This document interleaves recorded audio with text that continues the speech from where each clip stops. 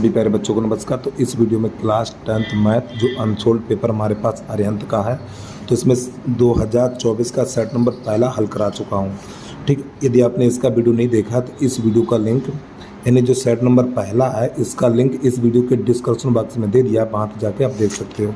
और फिर भी आपको कोई वीडियो ना मिले तो आप कमेंट कर देना, कमेंट में उन सभी वीडियो का लिंक आपके पास भेज देंगे।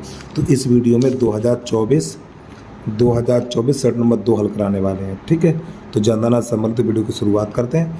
तो प्रश्न नंबर पहला है हमारा, यदि 65 और 117 के HCF को इतने के रूप में व्यक्त किया जाता तो पी का मान ज्ञात कीजिए। तो यहाँ पर हम क्या करेंगे बेटा, इन दोनों का मासा निकालेंगे और इन दोनों का मासा इसके बराबर रख देंगे तो पी का मान हमें मिल जाएगा। चलिए तो कैसे हल करते इसको देखिएगा। तो यहाँ पर सबसे पहले प्रश्न नंबर पहला है, तो सबसे पहले हमें 65 और 117 का निकालना है मासा। तो मासा कैसे निकालते हैं वो देख लीजिए आप। 117 तो ये जाएगा 65 एकन 65 एक ही बार जाएगा, तो घटाएंगे तो यहाँ पर बचेगा हमारा 2, इधर बचेगा 5। ठीक, दोबारा भाग चालू करेंगे तो 65 तो 52 एकन 52, तो यहाँ पर बचेगा 13। दोबारा भाग चालू करेंगे, यहाँ पे 52 लिखेंगे, 13 चौकू 52 इतना।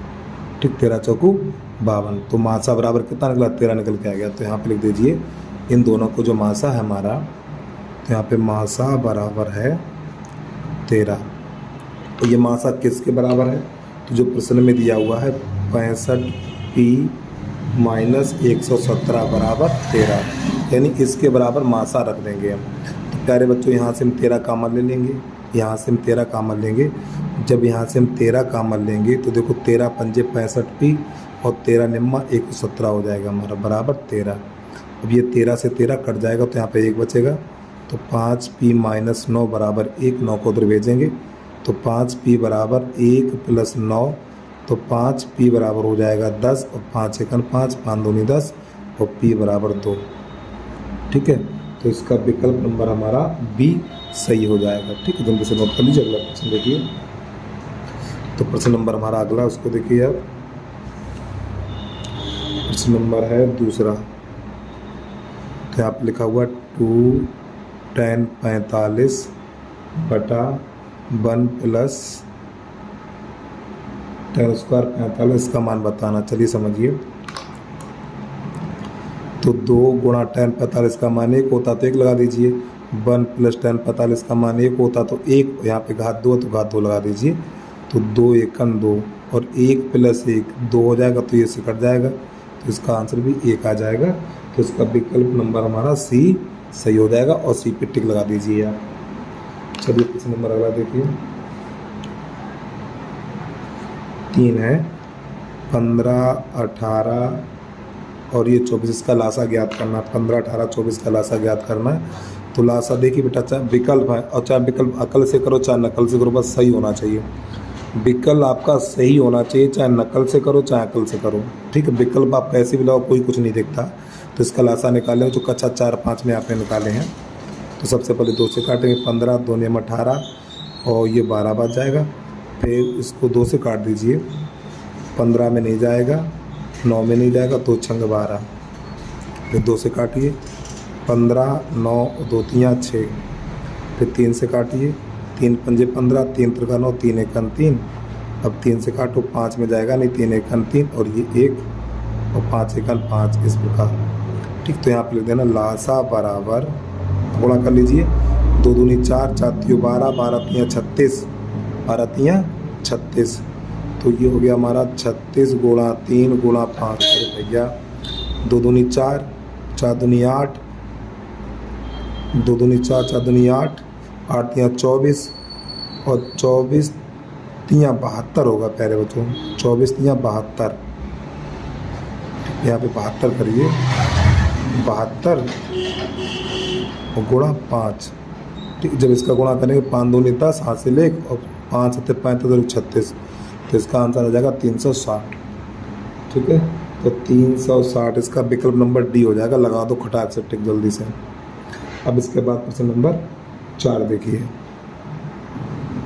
4 नंबर कैसे हल करता हूँ उसको देखिएगा आप लोग। तो प्रश्न नंबर 4 है हमारा, जो आपको स्क्रीन पे दिखाई दे रहा है 148/185, इसका कौन सा आंसर होगा। चलिए इसको हल करिए। तो बेटा इसको काटिए, 8 4 12 13, 13 से काटो, 13 से भी एक काम करो, इनका मासा निकालो ना यार। ये 3 2 से भी नहीं कटेगा, 3 से भी नहीं कटेगा, 7 से भी नहीं कटेगा, 11 से भी नहीं कटेगा। चलो एक काम करो, देखो ऐसे बहुत समय लगेगा, तो एक काम करो इन दोनों का मासा निकाल लो। तो 148 का भाग लगाना 185 में, तो एक ही बार जाएगा, तो 148। तो यहाँ पर बचेगा 15, 15 में से 8 गया 7, 15 में से 8 गया 7, ठीक है। यहाँ पर रह गया 7 और 7 में 4 गया 3, 37, ठीक है। दोबारा भाग चालू करेंगे 148, तो 37 चौको 4 बार जाएगा बेटा, ये कितने बार जाएगा 4 बार, तो हो जाएगा 7 चौक 28, हासिल 2 और 4 3 12, तो 14 कट गया। तो इन दोनों को जो मासा निकला है, इन दोनों का जो मासा निकला वो कितना निकला, 37 निकला। तो इसमें 37 का भाग लगाएंगे, ठीक है। तो जब इसमें 37 का भाग लगाएंगे तो प्यारे बच्चों 37 चौकू इतना होता है और 37 पंजे इतना होता है, तो इसका आंसर आ जाएगा 4/5। देखो मासा निकालने से हमें ये पता चल जाता है ये संख्या हमारी किससे कटेगी, ठीक। तो मासा निकाल लिया करो आप। चलिए अगला प्रश्न देखिए। प्रश्न नंबर हमारा 5 है और प्रश्न नंबर 5 में थोड़ी गलती है, ध्यान समझिएगा। प्रश्न देखिएगा, पी के किस मान के लिए, पी के किस मान के लिए समीकरण यहाँ पे लिखा हुआ 3x - y। देखो प्लस का 8 लिखा हुआ, तो प्लस का 8 इधर नहीं होगा, बराबर में 8 होगा, ठीक। ये बराबर में 8 होगा। देखो प्लस का 8 यहाँ पर है, प्रश्न में देखिए यहाँ नहीं होगा, इधर होगा 8। इसके बाद दूसरा समीकरण है हमारा 6x - py और बराबर 16। और ये दोनों समीकरण कैसे समपाती है, तो समपाती देखो यहाँ पे समीकरण के प्रकार बता दें। पहला होता है a1/a2 नॉट इक्वल b1/b2। तो प्यारे बच्चों ये रेखाएं कहलाते हैं प्रतिच्छेदी, प्रतिच्छेदी रेखाएं कहलाते हैं। यहाँ पे नंबर डाल के लिख लीजिए, ठीक। प्रतिच्छेदी रेखाएं और इनका अद्वितीय हल,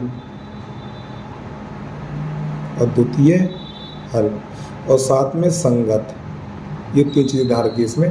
फिर नंबर 2 डाल के लिख लीजिए a1/a2 equal b1/b2 equal c1/c2। और ये कहलाती हमारी समपाती रेखाएं, समपाती रेखाएं आगे लिख लेना, ठीक। समपाती रेखाएं। अब यहाँ पे लिखेंगे क्या, अपरिमित रूप से अनेक हल होते हैं इसके अनेक हल, शॉर्ट में लिख रहे हैं अनेक हल।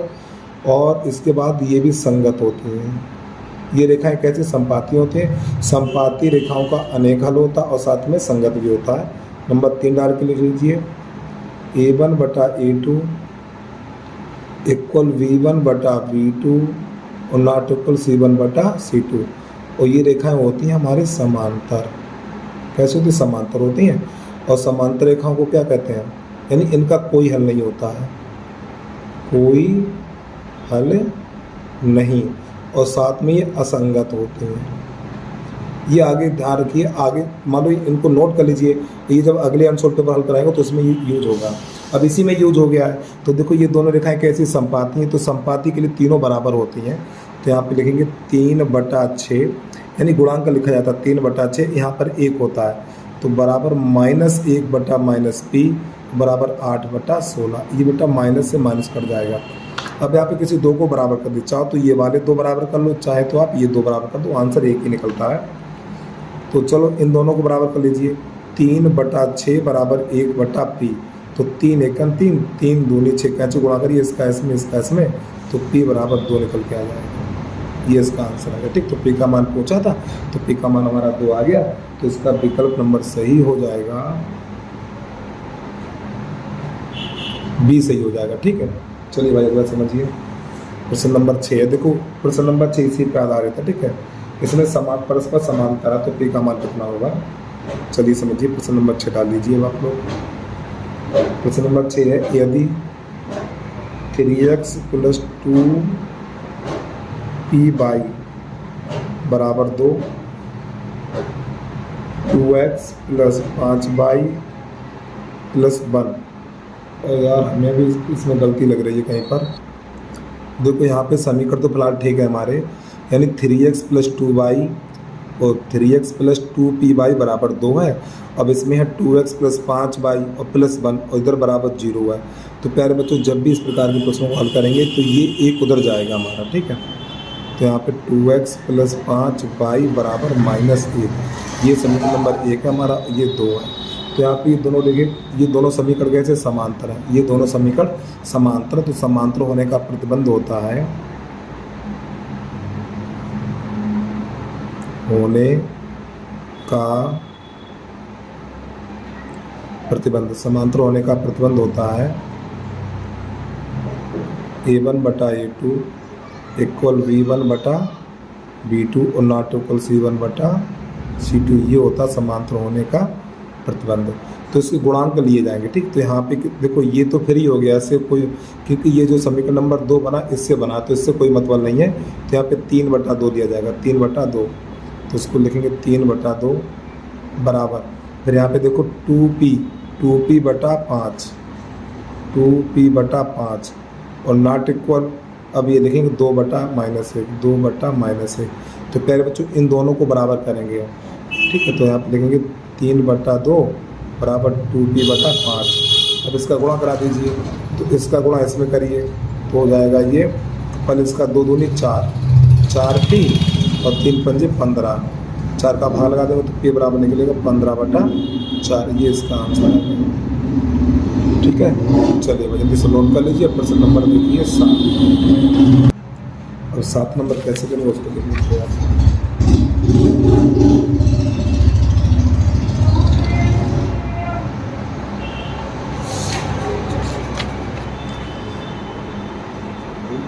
प्रश्न नंबर आ गया 7। तो यहाँ पे लिखा हुआ 15 cot थीटा बराबर 8 है। तो हमें साइन थीटा का मान ज्ञात करना है, इसका मान ज्ञात करना है। चलिए समझिए।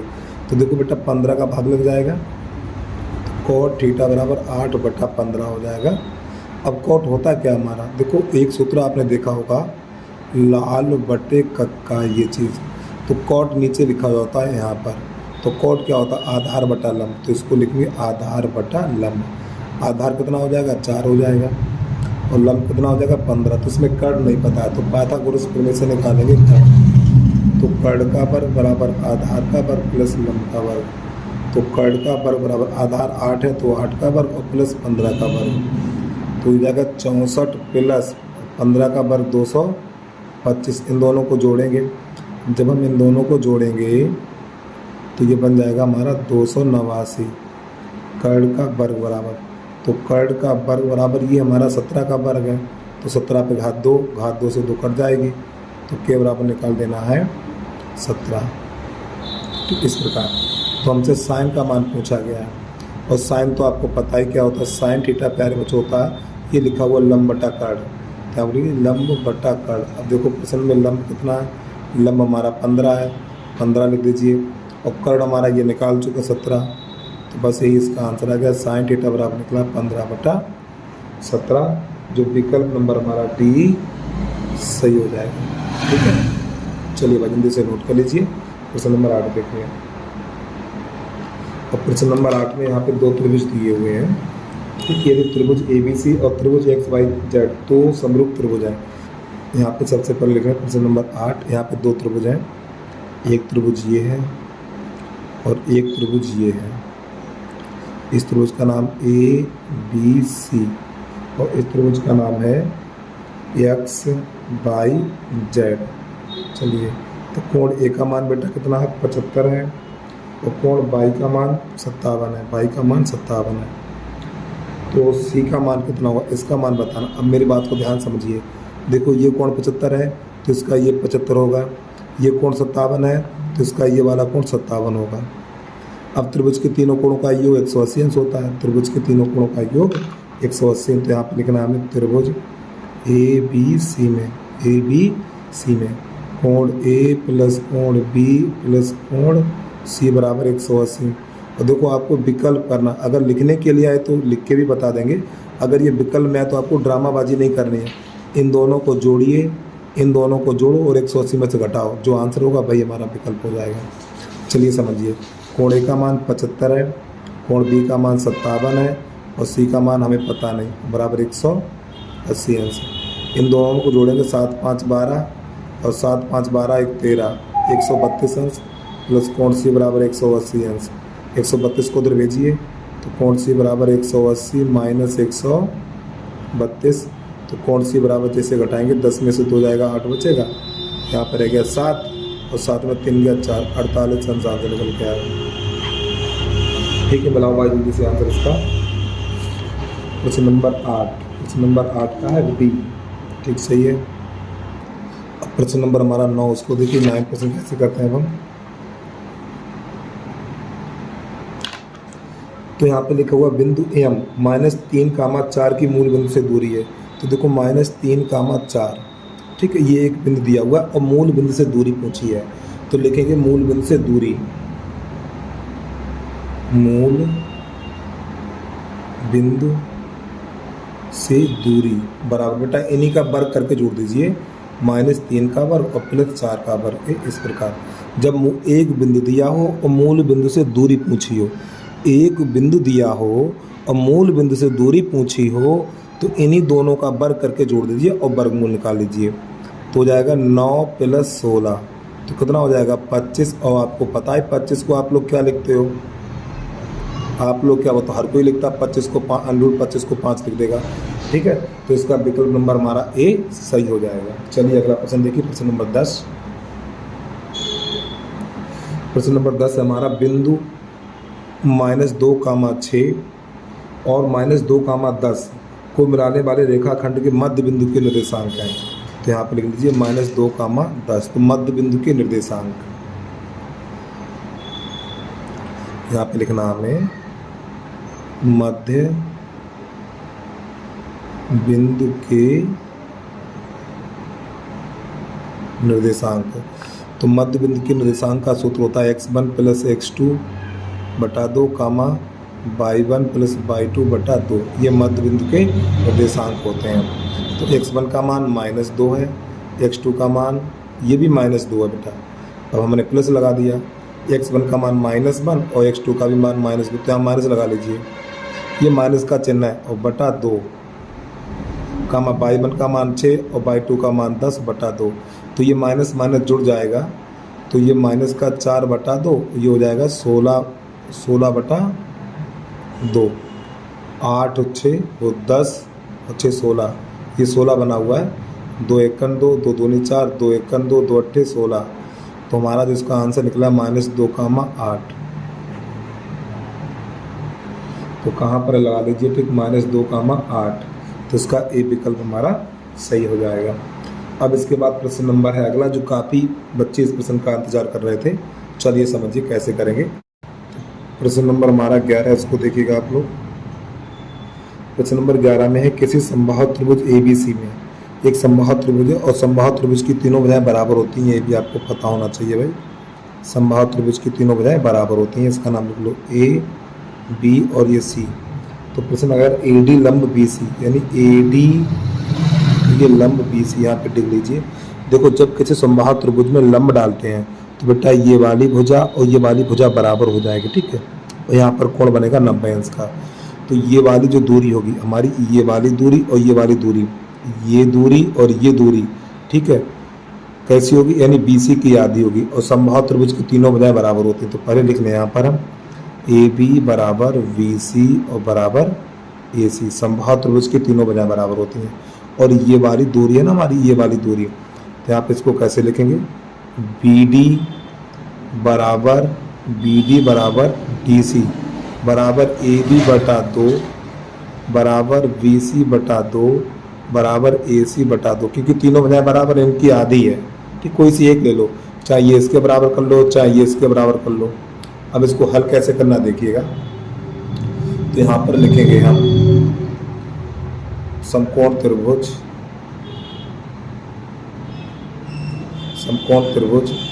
ADC में। अब ये वाला कोण 90 अंश है, तो पाइथागोरस प्रमेय लगाएंगे। तो कर्ण का वर्ग बराबर आधार का वर्ग प्लस लंब का वर्ग। तो इसमें कर्ण कौन सा है, 90 अंश के सामने वाली भुजा कर्ण कहलाती है। तो यहाँ पर लिखेंगे AC का वर्ग बराबर यहाँ पर आधार है, तो यहाँ पे DC का वर्ग और प्लस लंब ED का वर्ग। अब प्यारे बच्चों देखिए विकल्प में आप एक बार निगाह मारिए, इसमें CD दिया हुआ है, इसमें CD दिया हुआ, तो इसका मतलब ये है AC हटाना पड़ेगा, AC हटाना पड़ेगा। तो हम क्या करेंगे, इस CD की जगह पे ये वाला मान लगा देंगे। देखिए समझिए, तो पहले यहाँ से थोड़ा आगे करेंगे इसको हम, तो यानी कि यहाँ पे लिख लेना है DC बराबर AC बटा 2, इसका कैसे गुणा करेंगे, इसका इसमें, इसका इसमें, तो AC बराबर हो जाएगा 2DC। तो यहाँ पर क्या करें, AC की जगह पे 2DC लगा देंगे यहाँ पर। तो यहाँ पे लिख लीजिए आप AC बराबर 2DC रखने पर, तो यहाँ पे 2DC लगा देंगे, 2DC का वर्ग बराबर ये DC का वर्ग प्लस AD का वर्ग। तो प्यारे बच्चों ये बन जाएगा 4DC का वर्ग बराबर DC का वर्ग और प्लस AD का वर्ग। अब इसको ले आइए, तो 4DC का वर्ग माइनस DC का वर्ग बराबर AD का वर्ग। अब 4 में से 1 घट जाएगा, 4 में से 1 घट जाएगा, तो AD का वर्ग बराबर हो जाएगा 3DC का वर्ग। तो प्यारे बच्चों ये इसका आंसर आ गया 3DC का वर्ग। तो विकल्प नंबर कौन सा हो जाएगा हमारा, विकल्प नंबर हो जाएगा D सही हो जाएगा। तो D पे आप लगा लीजिए टिक।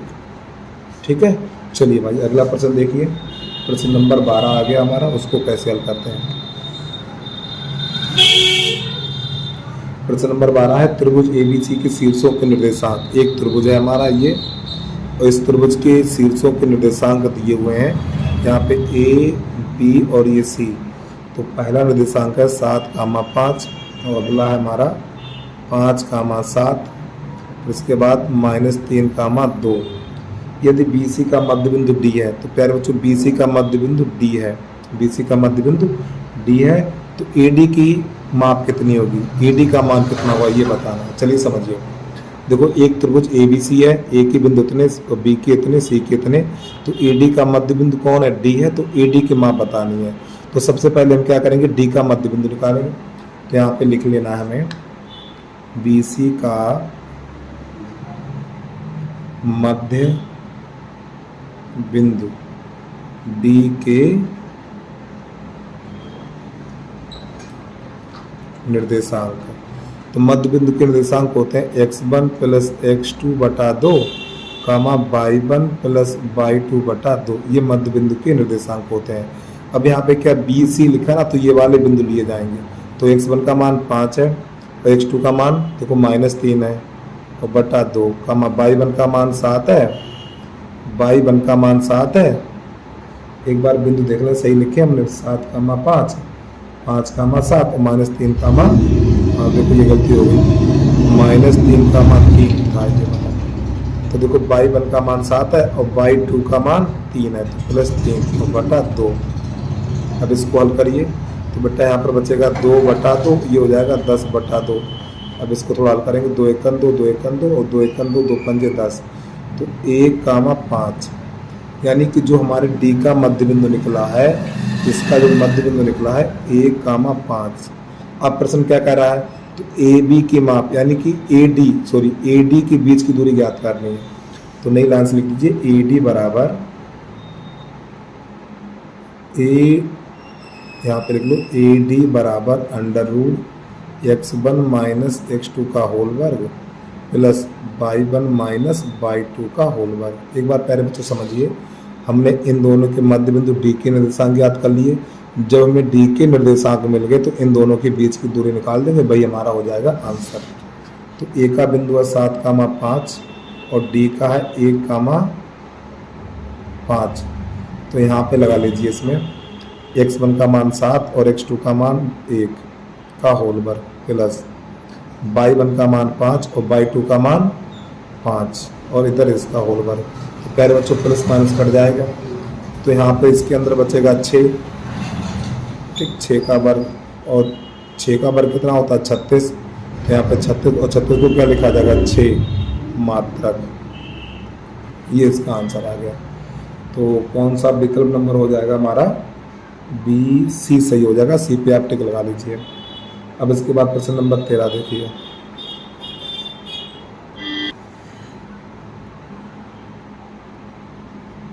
क्वेश्चन नंबर 13 है हमारा, यहाँ पे दे रखा है सेक थीटा बराबर 2, सेक थीटा बराबर 2, तो थीटा का मान कितना हुआ ये कह रहा था। क्या दिक्कत है, कोई परेशानी वाली बात तो है नहीं।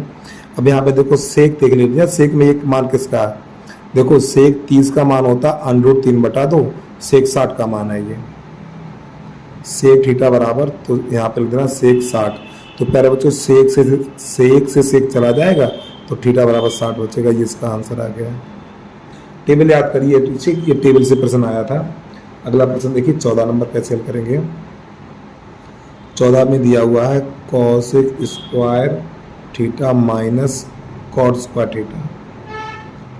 अब इसके बाद यहाँ पे दिया हुआ है 1 माइनस कॉस स्क्वायर थीटा। देखिए बेटा सर्वसमगत त्रिकोणमिति के सूत्र याद करिए, सवाल समझ में आ जाएंगे। अब पहले आपको सूत्र बता दें, देखो सूत्र होता है हमारा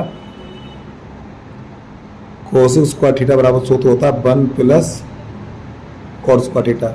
अब इसको उधर लाएंगे कॉट को, तो सूत्र बनेगा cosec square theta minus cot square theta बराबर 1।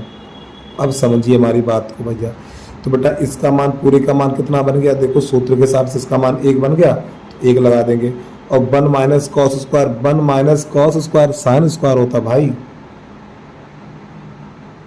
बस क्या हो गया बताओ, साइन स्क्वायर का गुणा 1 में करेंगे तो साइन स्क्वायर ही तो रहेगा, हो गया आंसर। तो लगाइए विकल्प जल्दी से, कौन सा है, विकल्प नंबर डी सही हो जाएगा। प्रश्न नंबर 15 देखिए। 15 नंबर में करा एक लंबवतीय बेलन के आधार का क्षेत्रफल, तो बेलन के आधार का क्षेत्रफल, बेलन के आधार का क्षेत्रफल कितना है, 9 पाई है, उसकी त्रिज्या ज्ञात करनी है। तो देखो 9th क्लास में आपने सवाल लगाए होंगे बेलन वाले, उसी पर आधारित है, ठीक है। तो बेलन के आधार का क्षेत्रफल पाई है, 9 पाई है, तो बेलन के आधार का क्षेत्रफल होता है पाई आर स्क्वायर, बेटा ये होता है बराबर 9 पाई। बेलन के आधार का क्षेत्रफल का सूत्र होता है पाई आर स्क्वायर, तो पाई से पाई चला जाएगा। तो अब यहाँ पर क्या करेंगे, आर स्क्वायर बराबर, ये 9 है तो 9 को 3 पे घात 2 लगा सकते हैं, तो ये घात से घात चली जाएगी, तो आर बराबर 3 सेंटीमीटर निकल के आ जाएगा। तो ये इसका आंसर आ गया। अब इसके बाद प्रश्न नंबर 16 देखिए। तो प्रश्न नंबर है हमारा 16, इसको देखिएगा आप लोग। 16 नंबर करा 4 सेंटीमीटर त्रिज्या वाले, 4 सेंटीमीटर त्रिज्या वाले वृत्त के अंतर्गत खींचे जा सकने वाले वर्ग का क्षेत्रफल होगा। चलिए ध्यान समझिए। तो पहले तो 4 सेंटीमीटर त्रिज्या का एक वृत्त है, ठीक, ये बेटा मैंने बना लिया एक 4 सेंटीमीटर त्रिज्या का वृत्त। अब इसके अंदर एक वर्ग बनाया जाता है, तो उसी का हमें क्षेत्रफल ज्ञात करना है, ठीक है। चलिए समझिए, ये हमने बना लिया वर्ग, और आपको पता होनी चाहिए वर्ग की चारों भुजाएं कैसी होती हैं। यहाँ पे चारों भुजाएं आपको बराबर नहीं लग रही हैं, लेकिन आपको पता होना चाहिए भाई वर्ग की चारों भुजाएं बराबर होती हैं। ध्यान समझिएगा आप लोग। अब ये वृत्त का केंद्र है, अब यहाँ से इसको ऐसे करके हम मिला देंगे, तो बेटा ये क्या बन जाएगा, ये क्या, ये वृत्त का है व्यास, ये वृत्त का व्यास है, ये वृत्त का व्यास भी है और वर्ग का विकर्ण भी है। तो यहाँ पे लिखने ए बी सी डी, ये कर लीजिए ओ। तो जो हमारी वृत्त की त्रिज्या है, त्रिज्या बराबर कर लीजिए आप, त्रिज्या 4 सेंटीमीटर दी हुई है, तो आर बराबर 4 सेंटीमीटर, समझिए।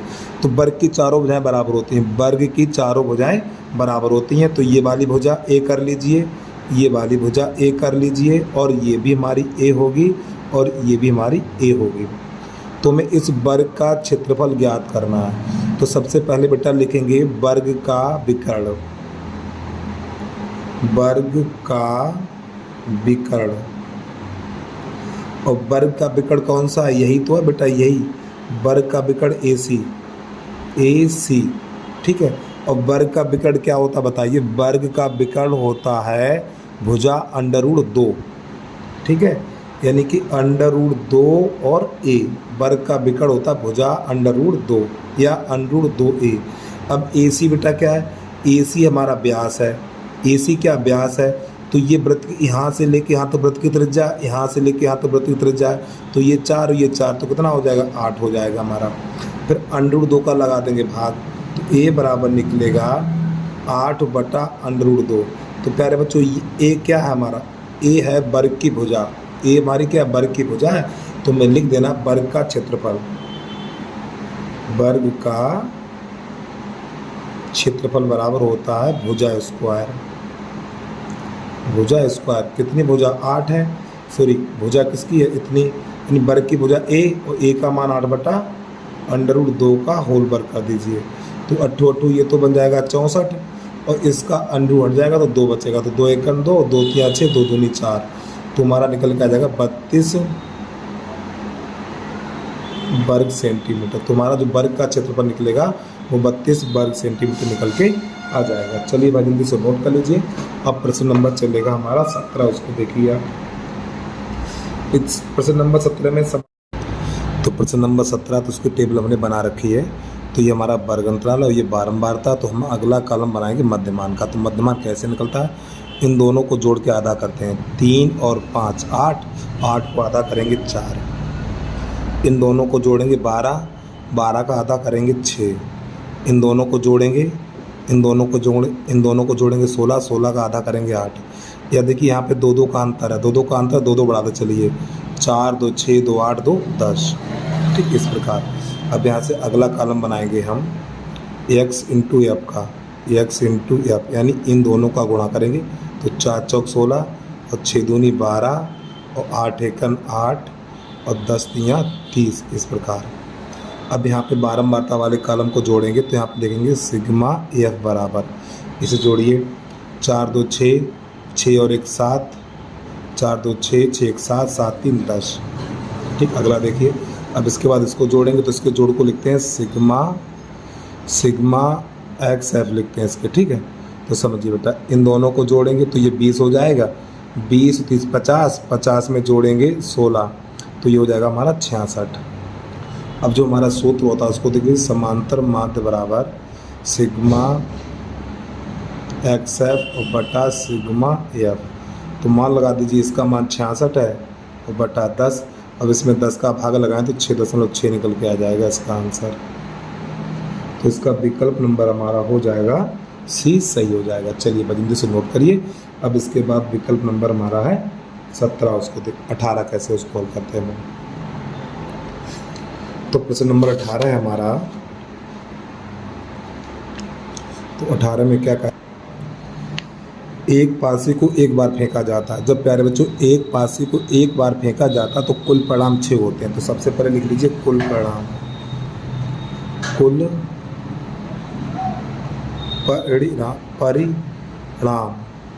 कुल परिणाम 1 2 3 4 5 6। ठीक है, तो ये कितने हैं भाई, यानी कुल परिणाम कितने 6 हैं। ये कितने हमारे पास 6 हैं। ठीक है, आगे समझिए। एक अभाज्य संख्या, तो यहाँ पे अभाज्य संख्याएं छाट लीजिए,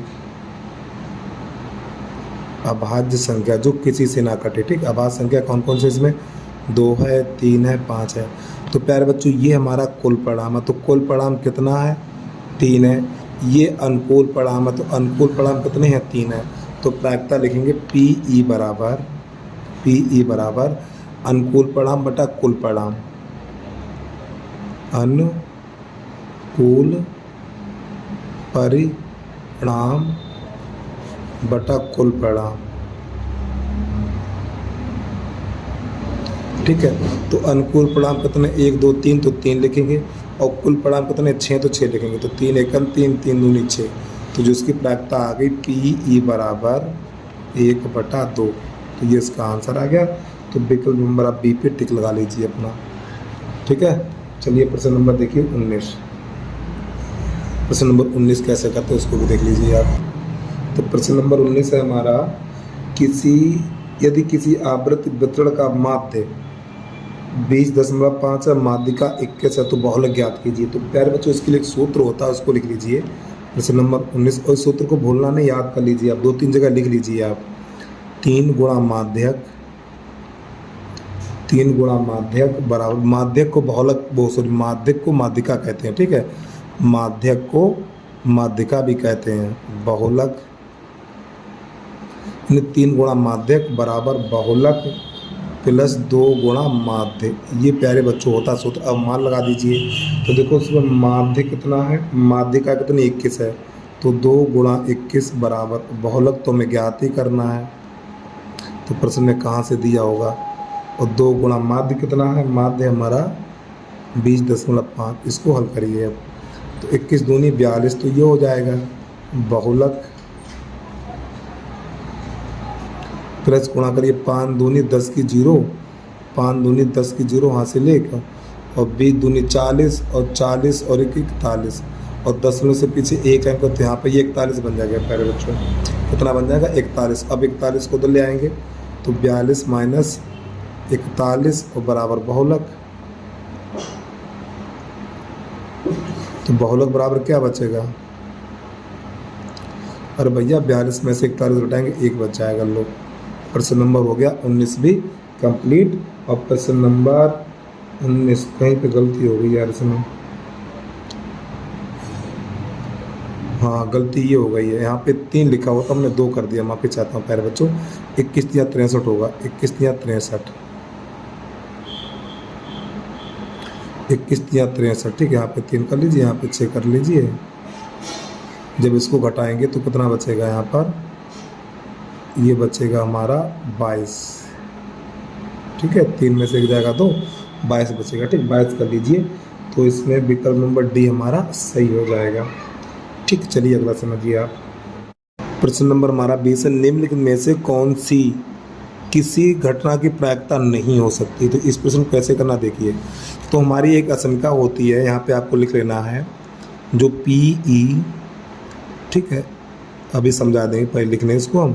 अब समझिए, देखो जो बेटा प्रायिकता होती है, जो हमारी प्रायिकता होती है वो 0 0 से बड़ी, प्रायिकता 0 0 से बड़ी तथा 1 के बराबर और 1 से छोटी होती है, हमेशा ध्यान रखिए। तो यहाँ पे नोट पॉइंट लिख लीजिए, जो हमारी प्रायिकता होती है, प्रायिकता 0 से छोटी तथा 1 से बड़ी नहीं होती है, नहीं होती है। जैसे कौन कौन सी प्रायिकताएं नहीं होंगी, जैसे -5 है, -1 है, -2 है, ठीक। ये 0 से छोटी ही तो संख्याएं हैं। और कौन कौन सी हैं, 1 से बड़ी 1.5, 1.2, 2, 3, ठीक है। तो प्रायिकता कभी बेटा 0 से छोटी और 1 से बड़ी नहीं होती है, ध्यान रखिए। अब हमारे जो विकल्प है उनको थोड़ा देख लीजिए, हम ये बताना कौन सी नहीं हो सकती है। तो विकल्प नंबर 4/3 है हमारा, 1 2/3 है, और ये 1 है, ये 3/5 है। तो इसमें ये बताना कौन सी प्रायिकता नहीं हो सकती है। जो 0 से छोटी और 1 से बड़ी है वही नहीं हो सकती है। देखिए अब इसमें 3 का भाग लगाएंगे, तो जब 3 का भाग 4 में लगाएंगे तो 3 एकन 3 दशमलव, यहाँ पे 1 बच गया, 3 त्रिका 9, तो देखो ये 1 से बड़ा हो गया, तो यही वाला विकल्प आपका सही हो जाएगा। कौन सा, प्रश्न नंबर, यानी कि विकल्प नंबर हमारा ए सही हो जाएगा। तो एक बार फिर सुन लीजिए, प्रायिकता हमारी 0 या 0 से छोटी, 0 या 0 से बड़ी, प्रायिकता हमारी 0 या 0 से बड़ी, 1 या 1 से छोटी होती है। लेकिन प्रायिकता 0, देखो यहाँ पे नोट पॉइंट में लिखा, प्रायिकता 0 से छोटी तथा 1 से बड़ी नहीं होती। जैसे 0 से छोटा कौन कौन है, जैसे कहीं माइनस की संख्या दिख जाए, ये प्रायिकता कभी नहीं होगी, और 1 से बड़ा दिख जाए तो ये भी कभी प्रायिकता नहीं होगी। तो हमारा जो 4/3 है ना, 4/3 1 से बड़ा है, तो ये प्रायिकता नहीं होगी। तो प्रश्न नंबर हमारा, सॉरी माफ़ी चाहता हूँ प्यारे बच्चों, ये 20 नंबर था तो मैंने 22 लिख दिया, ठीक है। तो प्रश्न नंबर 20 हमारा हो गया कंप्लीट। अब प्रश्न नंबर देखिए आप 21 कैसे हल करने, यहाँ से हमारे प्रश्न स्टार्ट होते हैं। चलिए भाई प्रश्न नंबर पहला देखिए, प्रश्न नंबर पहला कैसे करना है। तो यहाँ से लिख लीजिए पहले खंड बा, खंड बा में है 21 का देखो बोर्ड की परीक्षा में प्रश्न डालने की गलती बिल्कुल मत करना। बच्चे प्रश्न हल करने लगते हैं लेकिन प्रश्न संख्या डालना भूल जाते हैं। तो यहाँ पे लिखा हुआ cot A बराबर है हमारा B/A। तो हमें मान ज्ञात करना है B सेक A और बटा A कोसेक A का मान, यानी सिद्ध करना, तो बराबर A की सिद्ध करना है। चलिए समझिए। तो सबसे पहले इसका हम LHS लिखेंगे।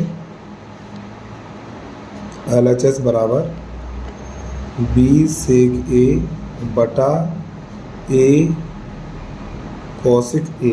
अब इसको कैसे हल करना वो देखिएगा आप लोग। तो प्यारे बच्चों इसको हम लिख सकते हैं B बटा A इंटू सेक A बटा कॉसिक ये लिख सकते हैं। तो B बटा A इंटू, अब सेक होता है हमारा 1 बटा कॉस और कॉसिक होता है हमारा, कॉसिक क्या होता है 1 बटा साइन ए। यहाँ तो कोई दिक्कत तो नहीं है। अब बेटा ये पहुँचेगा ऊपर और ये आएगा यहाँ पर, तो B बटा A इंटू, तो ये बन जाएगा हमारा साइन ए बटा कॉस ए, साइन ए बटा कॉस ए। तो B बटा A और साइन बटा कॉस क्या होता है, ये साइन बटा कॉस होता है टैन ए। अब टैन ए को हम क्या लिख सकते हैं, या एक काम करिए, इतना काम करने के बाद जो शुरुआत में दिया हुआ है कॉट ए बराबर B बटा A दिया हुआ है, तो यहाँ पे टैन ए का मान निकालेंगे। तो टैन ए का मान निकालने के लिए कॉट के मान को पलट दिया जाता है, यानी इसके मान को पलट देंगे तो A बटा B। तो कॉट ए बराबर B बटा A है, कॉट ए बराबर B बटा A है, तो टैन बराबर हो जाएगा A बटा B इस प्रकार। तो टैन ए की जगह पे A बटा B लगा देना हमें। तो यहाँ पे लिखेंगे B बटा A और टैन ए का मान अभी ऊपर निकाल चुके हैं हम, A बटा B। तो प्यारे बच्चों A से A कट जाएगा, B से B कट जाएगा, तो यहाँ पर बचेगा क्या, 1 बचेगा। तो वैसे ही प्रश्न का आंसर हो गया। तो आपको लिख देना LHS बराबर RHS। ठीक है, चलिए जल्दी से नोट करिए। अब प्रश्न नंबर है खा खरगोश, उसको कैसे करना वो देख लीजिए। वीडियो को बाइक करके देख लीजिए आराम से आप। और प्यारे बच्चों छोटी सी रिक्वेस्ट है, जिस बच्चे ने अभी तक यूट्यूब चैनल को सब्सक्राइब नहीं किया है, यूट्यूब चैनल को सब्सक्राइब कर लीजिए, वीडियो को लाइक कर लीजिए और एक प्यारा सा कमेंट जरूर करके बताना वीडियो आपको कैसा लगा। ठीक है, चलिए समझिए। अब प्रश्न नंबर है हमारा 21 का खा। तो सभी बच्चे 21 का खा लिख लीजिए। इसी प्रकार बोर्ड की परीक्षा में भी नंबर आपको डालना है। तो यहाँ पे कह रहा है x के किस मान के लिए, x के किस मान के लिए 2x, x प्लस 8 और 3x प्लस 1 समांतर श्रेणी में होंगे। चलिए समझिए। तो यहाँ पर ये AP दे रखा है, AP। तो यहाँ पर है ये 2x, x प्लस 8 और उसके बाद 3x प्लस 1। जब प्यारे बच्चों समांतर श्रेणी दी होती तो उसका सार्वंतर समान होता है। तो प्रश्नावली आपने ये सीखा होगा 5.1 या 5.2 में सीखा होगा, शायद 5.1 में सीखा आपने। ठीक है, तो यहाँ पे D1 बराबर निकालेंगे हम। जब इसका D1 निकालेंगे तो D1 बराबर हम क्या करेंगे, इसमें से घटा देंगे 3x प्लस 1 और माइनस इसको घटा देंगे। जब सार्वंतर निकालते हैं तो इससे पहले वाला पद घटा देते हैं। ठीक है, चलिए समझिए। तो 3x प्लस 1, जब कोष्टक से बाहर माइनस का चिन्ह होता है तो अंदर वाले चिन्ह बदल जाते हैं। तो यहाँ पर बचेगा हमारा 2x माइनस का 7, ये D1 का मान निकला। अब यहाँ से D2 का मान निकालेंगे। तो D2 बराबर लिखेंगे, इसमें से घटा दीजिए x प्लस 8 माइनस का 2x इस प्रकार। तो ये D2 बराबर हो जाएगा 8 माइनस का x। अरे भैया 2x में से x घटाएंगे तो माइनस का x बचेगा। अब ये जो हमारी ये जो AP है वो समांतर श्रेणी में है। तो ये समांतर श्रेणी में, तो जब ये समांतर श्रेणी में होगी तो इसका सार्वंतर बराबर होगा। तो आपको नई लाइन से लिखना है D1 बराबर D2। तो D1 का मान ये रहा हमारा, तो यहाँ पे लिखिए 2x माइनस 7 और D2 का मान 8 माइनस x। अब प्यारे बच्चों यहाँ पे कर लीजिए पक्षांतर। पक्षांतर करने पर जब इसका पक्षांतर करेंगे तो 2x इसको दलाएंगे तो प्लस का 3x हो जाएगा, वो x हो जाएगा और 8 प्लस का 7 हो जाएगा। तो प्यारे बच्चों ये 3x बराबर 15 हो जाएगा। तो 3 एकम 3, 3 पंजे 15, तो x बराबर 5। ये प्रश्न का आंसर आ गया। ठीक है, चलिए जल्दी से नोट कर लीजिए। अब यहाँ से प्रश्न नंबर गा गमला चलेगा हमारा। गा गमला कैसे करते हैं उसको देख लीजिए आप लोग।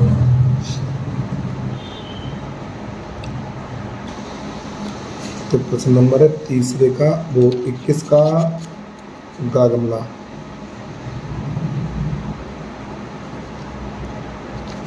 समझिए भाई। सिद्ध कीजिए कि 2√3 एक अपर में संख्या है। सिद्ध कीजिए कि 2√3 एक अपर में संख्या। तो यहाँ पे लिखेंगे माना 2√3 एक पर में माना 2√3 एक परमेय संख्या है। जब प्यारे बच्चों ये परमेय संख्या है तो परमेय संख्या को p बटा क्यू के रूप में लिखा जाता है। तो 2√3 बराबर p बटा क्यू। ठीक, आगे लिखेंगे जहाँ p तथा q सह अभाज्य पूर्णांक हैं, सहभाज्य पूर्णांक है और q नॉट इक्वल 0, इस प्रकार। तो समझिए भाई, अब यहाँ पे क्या करना है, इसके नीचे एक कर लीजिए, कैंची गुणा करिए। जब इसका कैंची गुणा करें तो इसका इसमें करेंगे और इसका इसमें करेंगे। ठीक है, तो ये बन जाएगा हमारा, कैंची गुणा करेंगे तो इसका इसमें करेंगे, पर इसका कर लीजिए ये 2√3 q बराबर p। अब प्यारे बच्चों यहाँ पर क्या होगा, ये दोनों भाग में पहुँच जाएंगे। देखो जब भी इस प्रकार का प्रश्न होगा तो अपरमेय संख्या यानी अनरूढ़ वाली संख्या को अकेला रखा जाता है, तो ये 2q का भाग लग जाएगा। तो यहाँ पर बचेगा √3 बराबर p बटा 2q, इस प्रकार। अभी यहीं पे प्रश्न हो जाता हमारा ख़त्म। तो यहाँ पर लिखेंगे हम p बटा 2q एक परमेय संख्या है, यानी p बटा 2q एक परमेय संख्या है। ठीक है, अतः √3 भी एक अपरमेय संख्या है, अपरमेय संख्या है। नहीं लाइन से लिखना, लेकिन विरोधाभास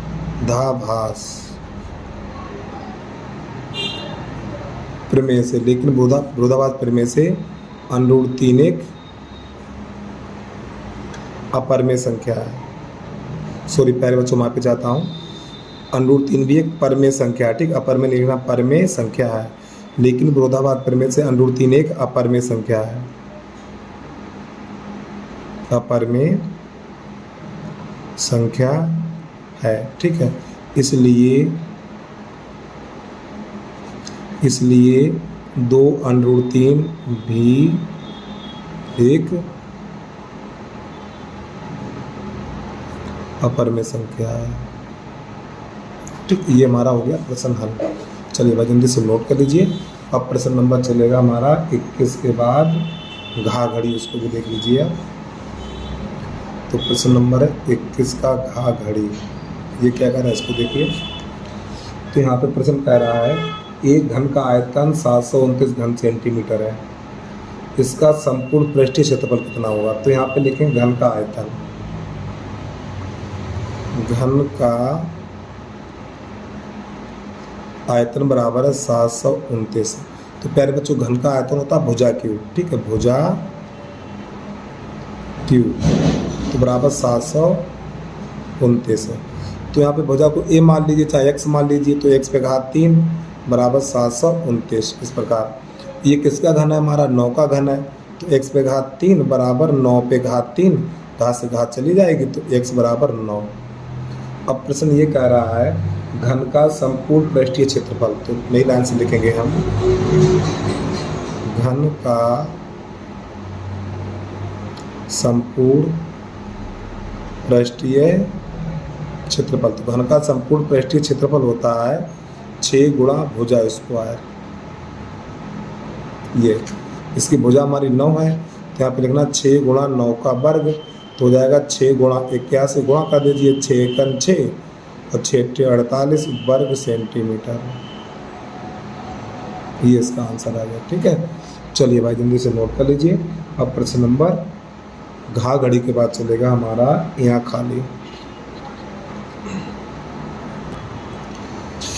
तो प्रश्न नंबर लिखेंगे हम 21 का है हमारा 5वां।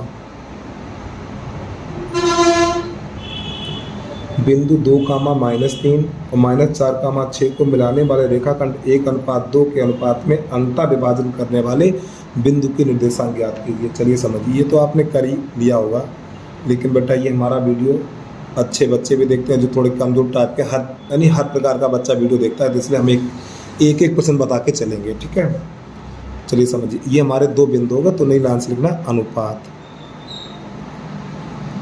जो हमारा अनुपात है 1:2 है।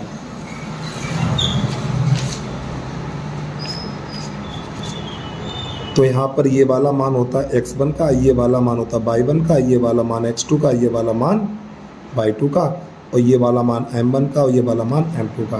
तो नई लाइन से निर्देशांक बराबर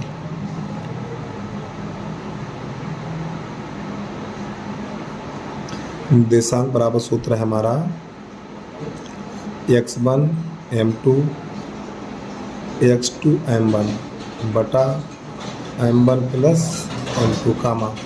फिर यहाँ पे y2 m2 सॉरी y1 होगा प्यारे बच्चों, यहाँ पर y1 m2 plus y2 m1 और बटा m1 प्लस m2 कितना मान लगा दीजिए।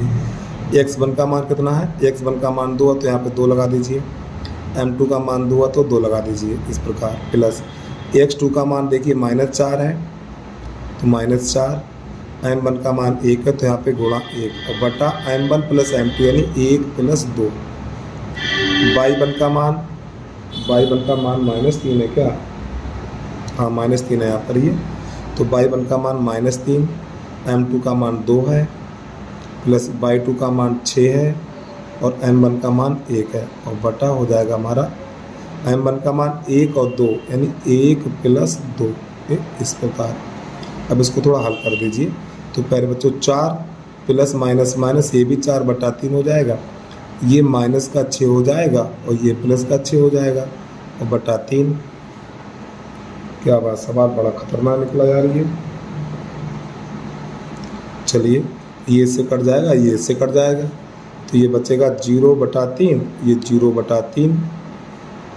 अब 3 का भाग 0 में लगाएंगे 0 आ जाएगा, ये भी 0 आ जाएगा, तो ये इसका आंसर आ गया। ठीक है, अब ये 0,0 क्या होते हैं बेटा, 0,0 होते हैं मूल बिंदु, ये ठीक है 0,0 होते हैं हमारे मूल बिंदु। चलिए भाई जल्दी से नोट करिए। अब प्रश्न नंबर 4 चम्मच करते हैं, उसको कैसे करेंगे उसको भी देख लीजिए। तो प्रश्न नंबर आ गया 21 का 4 चम्मच। तो यहाँ पे सारणी दी हुई है, तो पहले बनाने वर्गत्राल।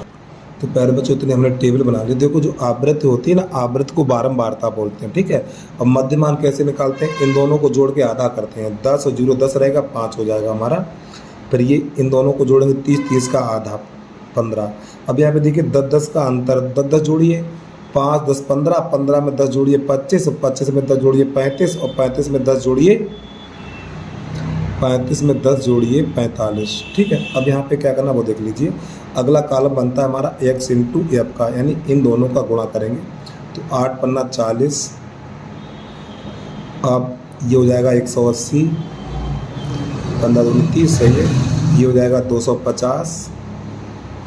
अब ये 11 पन्ना 55 की 5 हासिल 3, 11 3 33, 11 पन्ना 55 की 5 हासिल 3 और 11 3 33, 33 और 5 38, और 9 पन्ना 45 की 5 हासिल लगी 4, 9 पन्ना 45 की 5 हासिल लगी 4, 9 चौक 36 और 4 40। अब इसको जोड़िए बेटा, इधर ये वाला जोड़ेगा इधर ये जोड़ेगा, तो इसके जोड़ को लिखते हैं हम सिग्मा एफ, और इसके जोड़ को लिखते हैं सिग्मा एक्स एफ बराबर। ठीक, इधर ये वाला जोड़ा जाएगा तो 5 5 10 की 0 हासिल 1, 8 4 12, 12 5 17, और 17 और 8 25, 25 और 1 26 हासिल लगी हमारी 2, 2 1 3, 3 2 5, 5 और 7 12, तो इसका जोड़ हो गया इतना। अब इसको जोड़िए, ये 20 हो गया प्यारे बच्चों, ये 20 हो गया, 20 और 10 30, 30 और 20 50, तो ये 50 हो जाएगा हमारा। अब एक सूत्र होता है हमारा समांतर माध्य बराबर, यहाँ पे लिख लीजिए आप, समांतर माध्य बराबर सिग्मा एक्स है बटा सिग्मा एफ। ठीक है, चलिए इसका मान कितना है, इसका मान है 1260 बटा इसका मान है 50। 1 0 से 1 0 काट दीजिए। अब इसमें लगा देना है 5 का भाग, तो देखो 5 दूनी 10, 5 दूनी 10, ठीक, 2 बचा हुआ है तो 26 हो गई, और 55 25 पर 1 बचा 5 दूनी 10, तो इसका आंसर आ गया 25.2। ठीक है, अगर कोई दिक्कत है बेटा भाग आप अलग लगा लीजिए, अगर आपको भाग नहीं आता तो यार बहुत बेकार की बात है यार। ठीक, तो भाग तो आना ही चाहिए प्रत्येक बच्चे को। और एक बात, इन प्रश्नों में कोई भी बच्चा मोबाइल का यूज नहीं करेगा, क्योंकि काफ़ी बच्चे क्या होते हैं, जैसे गुणा आया तुरंत खटाक से मोबाइल निकाल दिया, खट खट खट खट खट खट हटा हो गया, गुणा कर दिया, जोड़ दिया, मोबाइल से भाग लगा दिया। अरे तुमने क्या लगाया, कुछ नहीं लगाया यार, दिमाग तो चला ही नहीं प्रश्न लगाने में। ठीक, तो बेटा मोबाइल का यूज नहीं करना है अगर इस प्रश्न के बोर्ड की परीक्षा में नंबर चाहते हो तो। अगर आपने इस प्रश्न को मोबाइल से कर दिया, मैं 100% कहता हूँ तो कि बोर्ड की परीक्षा में हमेशा गलत करके आएंगे आप, कोई बचा नहीं सकता, बता रहा हूँ मैं। अगर आपने मोबाइल का यूज़ कर लिया इस प्रश्न में तो मोबाइल को साइड पे रखिए, अपने आप करके देखिए, अपनी क्षमता देखिए आप कर पाओगे कि नहीं कर पाओगे आप। ठीक है, चलिए समझिए। अब प्रश्न नंबर है हमारा, यहाँ से चलेगा 22, तो यहाँ पे लिखेंगे प्रश्न नंबर है बेटा हमारा 22। तो 22 का का से कबूतर। चलिए समझिए मेरी बात, बिंदु माइनस यानी बिंदु -4, और -6, और 3, देखो प्यारे बच्चों एक बात मेरी बात को सुन लीजिए। जिन दो बिंदुओं के बीच में और शब्द लिखा होता है, जिन दो बिंदुओं के बीच में और शब्द लिखा होता है, तो प्यारे बच्चों ये वाले दोनों बिंदु रहते हैं किनारे पर। ठीक है, तो जिन दो बिंदुओं के बीच में और शब्द लिखा है वो कहाँ रहेंगे, किनारे पे रहेंगे। तो और हमारा लिखा हुआ है -6, 10, और एक लिखा हुआ है 3, -8। इन दोनों बिंदुओं के बीच में और शब्द लिखा है। ठीक है, अब जो तीसरा बिंदु है उस बिंदु को लिखेंगे बीच में, यहाँ पे लिख लीजिए, यहाँ पे लिख लो P -4, 6। इस प्रकार किस अनुपात में विभाजित करता, वेरी मोस्ट इम्पोर्टेंट प्रश्न बता रहा हूँ, किस अनुपात में विभाजित करता है। तो प्यारे बच्चों ये वाली दूरी मान लेंगे हम m, तो ये वाली दूरी 1। तो यहाँ पे लिखेंगे बिंदु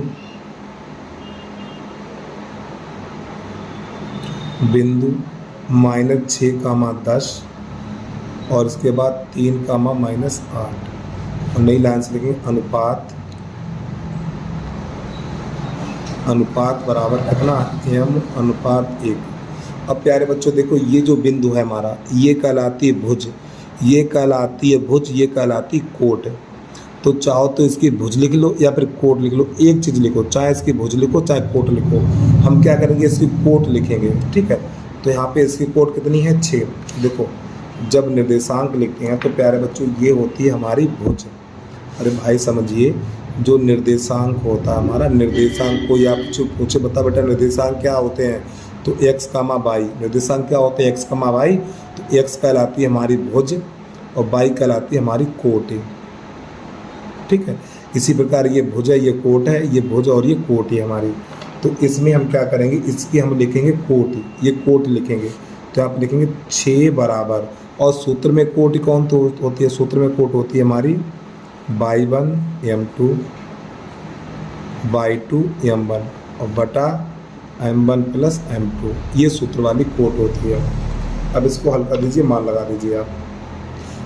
तो यहाँ पे 6 बराबर y1 का मान 10 है, तो यहाँ पे 10, m2 का मान कितना 1 है, तो यहाँ पे 1 प्लस y2 का मान -8 है, तो यहाँ पे -8, और m1 का मान m है, तो यहाँ पे m बटा m1 + m2। m1 का मान m है और m2 का मान 1 है, तो m + 1। इस प्रकार तो हो जाएगा 6 बराबर, ये तो हो जाएगा 10, ये माइनस का 8m बटा ये हो जाएगा m + 1। कैसे गुणा करिए, इसका गुणा इसमें, इसका इसमें, जब इसका इसमें करेंगे तो 6m और प्लस का 6 बराबर 10 - 8m। इस प्रकार तो इसको तो ले आइए 6m + 6, जब इन दोनों को दल लाएंगे, दोनों को नहीं खाली एक को दल लाइए। देखो समझो बेटा, ये m है, 8m को दल लाइए तो 8m हो जाएगा बराबर 10, 6 को उधर भेजिए तो माइनस का 6 हो जाएगा। देखिए पक्षांतर मैंने यहाँ पे कर दिया यार, 6m इस 8m को दल लाए तो प्लस का हो गया। ठीक, ये 10 और 6 को दलेगा तो माइनस का हो गया, तो ये तो बन जाएगा 14m और ये बन जाएगा हमारा 4। 14 का भाग लगा देंगे, जब 14 का भाग लगाएंगे तो m बराबर निकलेगा 4/14। 2 से काटिए, 2 दूनी 4, 2 सत्ते 14, तो m बराबर निकलेगा 2/7। अब इसको नई लाइन से लिख सकते हैं हम, अनुपात बराबर 2:7। तो प्यारे बच्चों यही हो गया प्रश्न का आंसर। ठीक है, चलिए भाई जल्दी से नोट कर लीजिए। अब इसके बाद प्रश्न नंबर है हमारा इसका खा खरगोश, उसको देख लीजिए।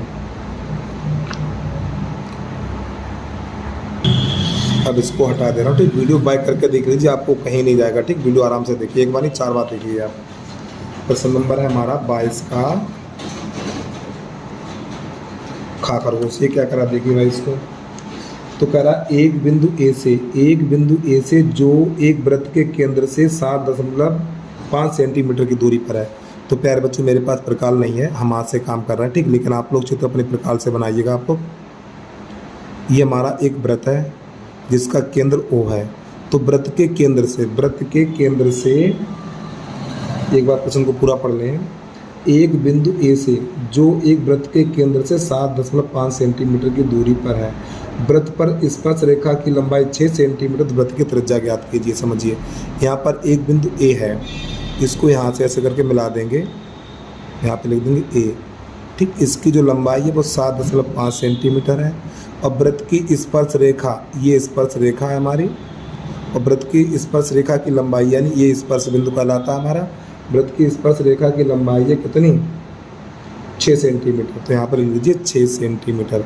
अब प्यारे बच्चों ध्यान समझिएगा, वृत्त के केंद्र से स्पर्श बिंदु को मिलाते हैं, वृत्त के केंद्र से स्पर्श बिंदु को मिलाते हैं, तो ये वाला कोण बनता है 90 अंश का। कितने का है, 90 अंश का है। तो हमें इसकी त्रिज्या ज्ञात करनी है, ये वाली दूरी कहलाती है r, ठीक है। चलिए समझिए, यहाँ पे लिख लीजिए O है, यहाँ पर A है, यहाँ पे कोई भी नाम लिख लीजिए, B लिख लीजिए ऐसे करके। तो यहाँ पे लिखेंगे O केंद्र वाले वृत्त में, O केंद्र वाले वृत्त में AB एक स्पर्श रेखा है। तो प्यारे बच्चों में त्रिज्या का मान ज्ञात करना है, इसका मान ज्ञात करना है। तो ये देखो हमारा एक समकोण त्रिभुज बन जाता है। तो ये 90 अंश है, तो इसलिए समकोण त्रिभुज बन गया। तो 90 अंश के सामने वाली भुजा, ये वाली भुजा हमारी कर्ण कहलाती है। 90 अंश के सामने वाली भुजा कर्ण कहलाती है। चलिए समझिए, तो जो पाइथागोरस प्रमेय होते हैं, तो यहाँ पे लिखेंगे समकोण त्रिभुज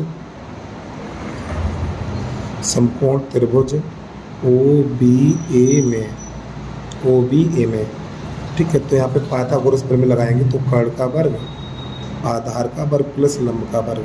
तो इसमें कर्ण ये वाला हो जाएगा 7.5 का वर्ग बराबर आधार इन दोनों में से कोई मान लो, कोई दिक्कत नहीं है, ठीक है, 6 का वर्ग और प्लस लंब ये मान लिया, तो r का वर्ग हो जाएगा हमारा।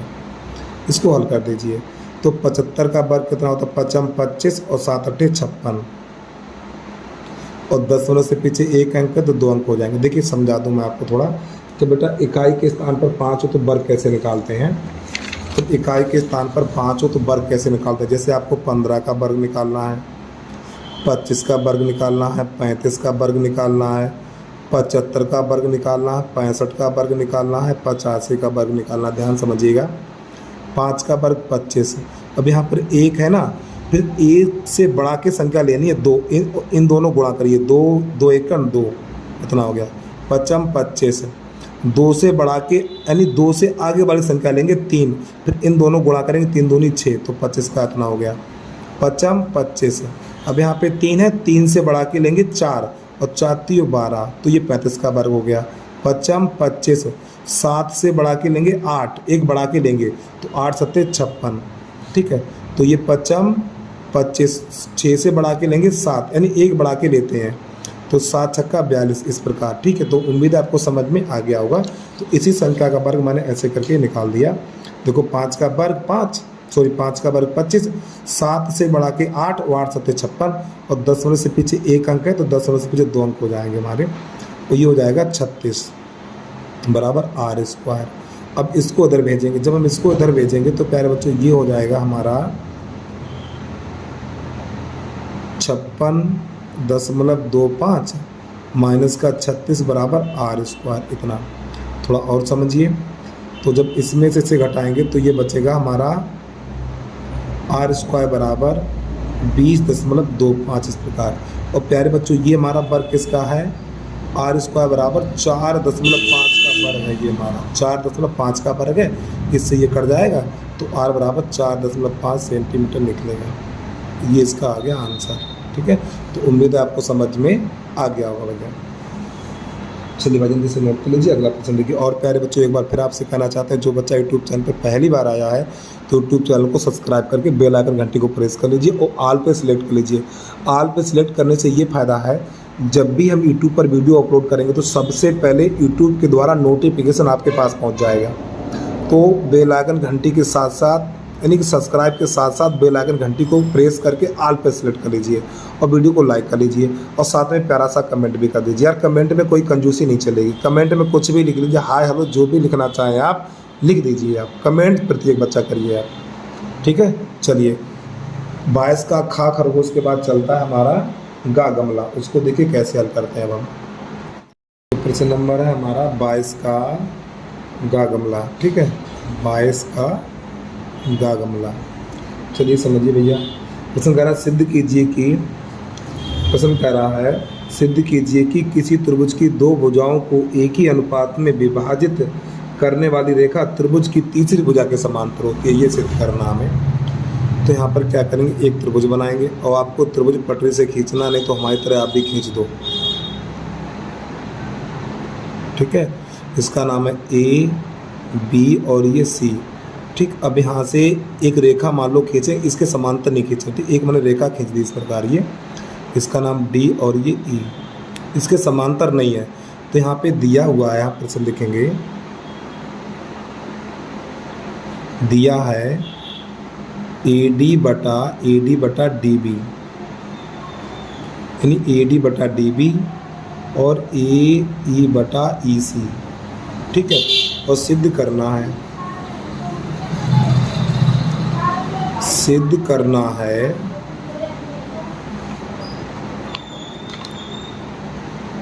डी ई समांतर बी सी। तो प्यारे बच्चों ये सिद्ध करना है, ठीक है। ये वाली भुजा इसके समांतर नहीं है, आपको लग रही है लेकिन ये इसके समांतर नहीं है, ठीक है, ये मान के चलिए आप। अब यहाँ पे लिखेंगे रचना में, रचना में क्या लिखना है, कहाँ चला गया पेन यार।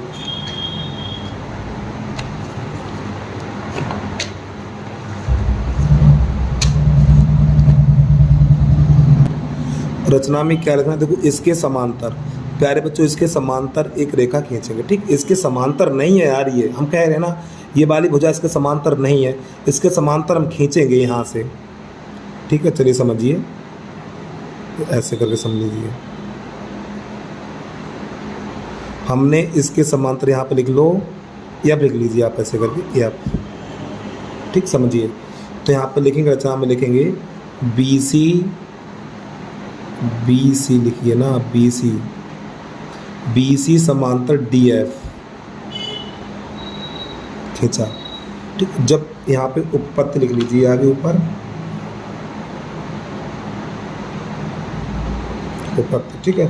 समझिए प्यारे बच्चों, ये वाली भुजा देखो, ये वाली भुजा इसके समांतर, ये वाली भुजा है ना इसके समांतर नहीं है, हमने इसके समांतर ये वाली भुजा खींची। अरे भैया अगर ये वाली भुजा इसके समांतर हो जाएगी तो प्रश्न क्या लगाओगे, यही तो हमें सिद्ध करना है। प्यारे बच्चों ये वाली भुजा अगर इसके समांतर है तो प्रश्न क्या लगाओ, प्रश्न तो आपने पहले सिद्ध कर दिया है। तो ये वाली भुजा इसके समांतर नहीं है, हमने इसके समांतर ये वाली भुजा खींची है, ठीक है। तो वही हमने लिख दिया रचना में। जब प्यारे बच्चों ये वाली भुजा, देखो ये वाली भुजा इसके समांतर है तो यहाँ पे थेल्स प्रमेय लगा देंगे। तो थेल्स प्रमेय क्या कहती है, जब दो भुजाएं समांतर होती है तो संगत भुजाएं समान, यानी कि जब दो भुजाएं समांतर तो ये वाली भुजाएं शेष भुजाएं समानुपात में होती हैं। जब ये वाली भुजा इसके समांतर है तो लिखेंगे हम ए डी बटा डी बी। क्या लिखेंगे यहाँ पर, ए डी बटा डी बी बराबर, फिर क्या लिखेंगे ए एफ बटा एफ सी, ए एफ बटा एफ सी, ठीक। और इसको समीकरण नंबर 1 कर लीजिए, समीकरण नंबर 1, और इसको समीकरण नंबर 2 कर लीजिए। तो प्यारे बच्चों समीकरण नंबर 1 तथा 2 से, समीकरण नंबर 1 तथा 2 से, तो जो चीज़ बराबर होती है उसको नहीं लिखा जाता, आपको पता होना चाहिए। समीकरण 1 तथा 2 से जो चीज़ बराबर होती है उसको नहीं लिखा जाता, तो इन दोनों को नहीं लिखा जाएगा, तो इन दोनों को लिख लिया जाएगा। तो आप लिखेंगे ए ई बटा ई सी बराबर ए एफ बटा एफ सी, इतना।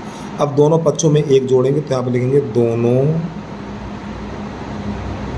पक्षों में एक जोड़ने पर, जब दोनों पक्षों में एक जोड़ेंगे तो यहाँ पे हो जाएगा ए ई बटा ई सी प्लस 1, इस प्रकार ए एफ बटा एफ सी प्लस 1।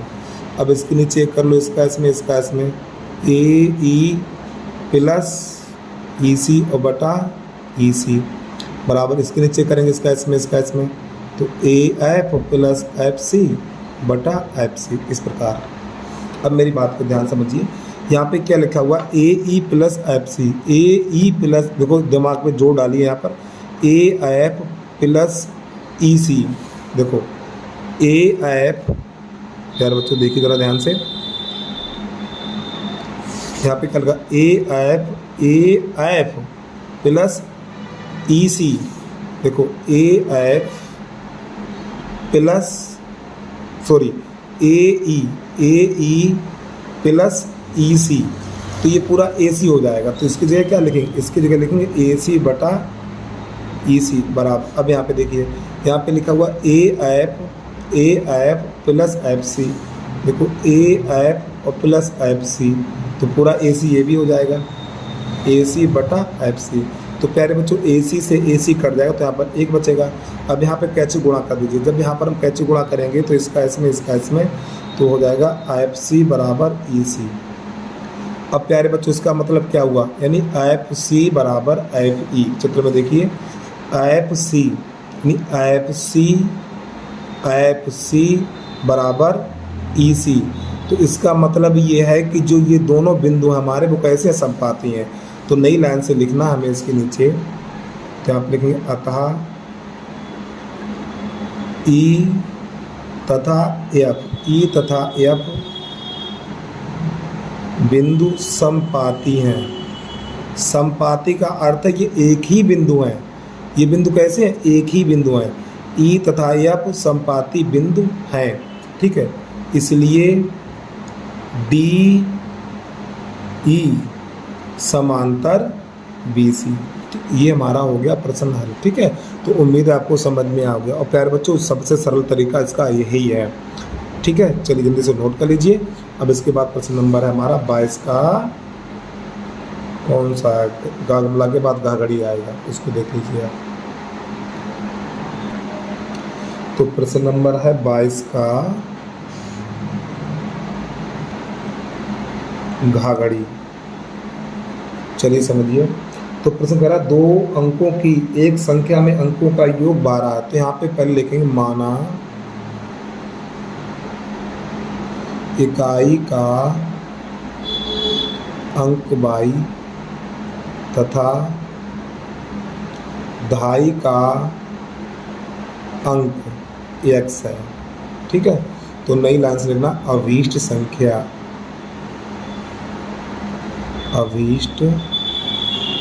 संख्या बराबर 10x प्लस y।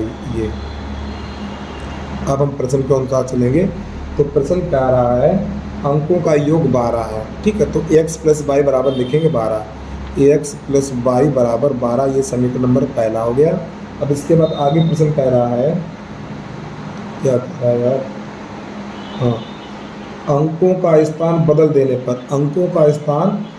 देने पर इसके अंकों के स्थान बदलिए, तो हो जाएगा 10y प्लस x। अंकों के स्थान बदल देने पर प्राप्त संख्या दी गई संख्या से 18 अधिक हो जाती है।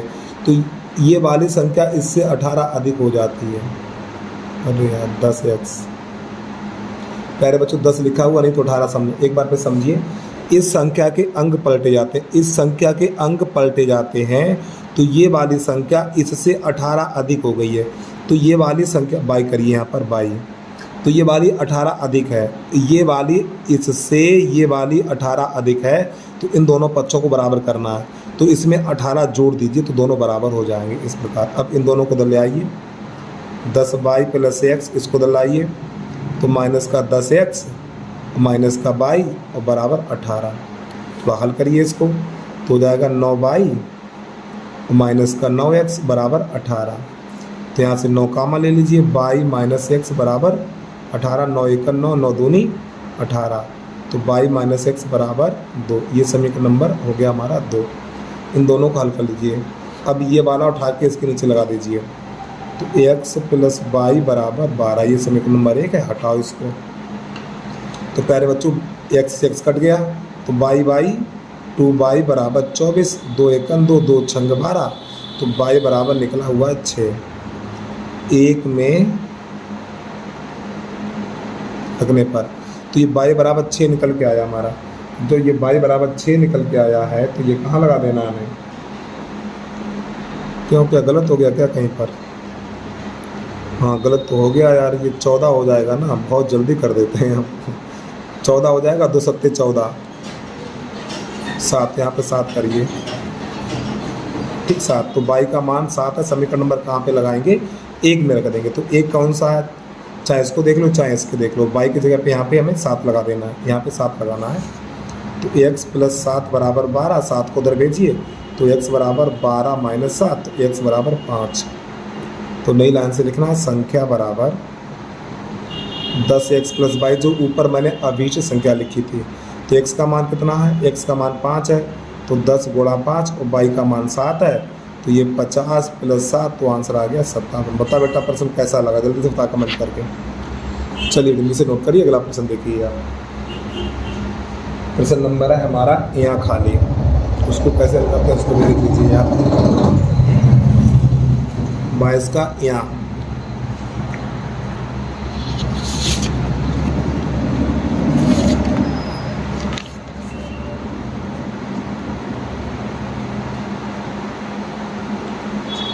में का 5वां प्रश्न क्या कह रहा है?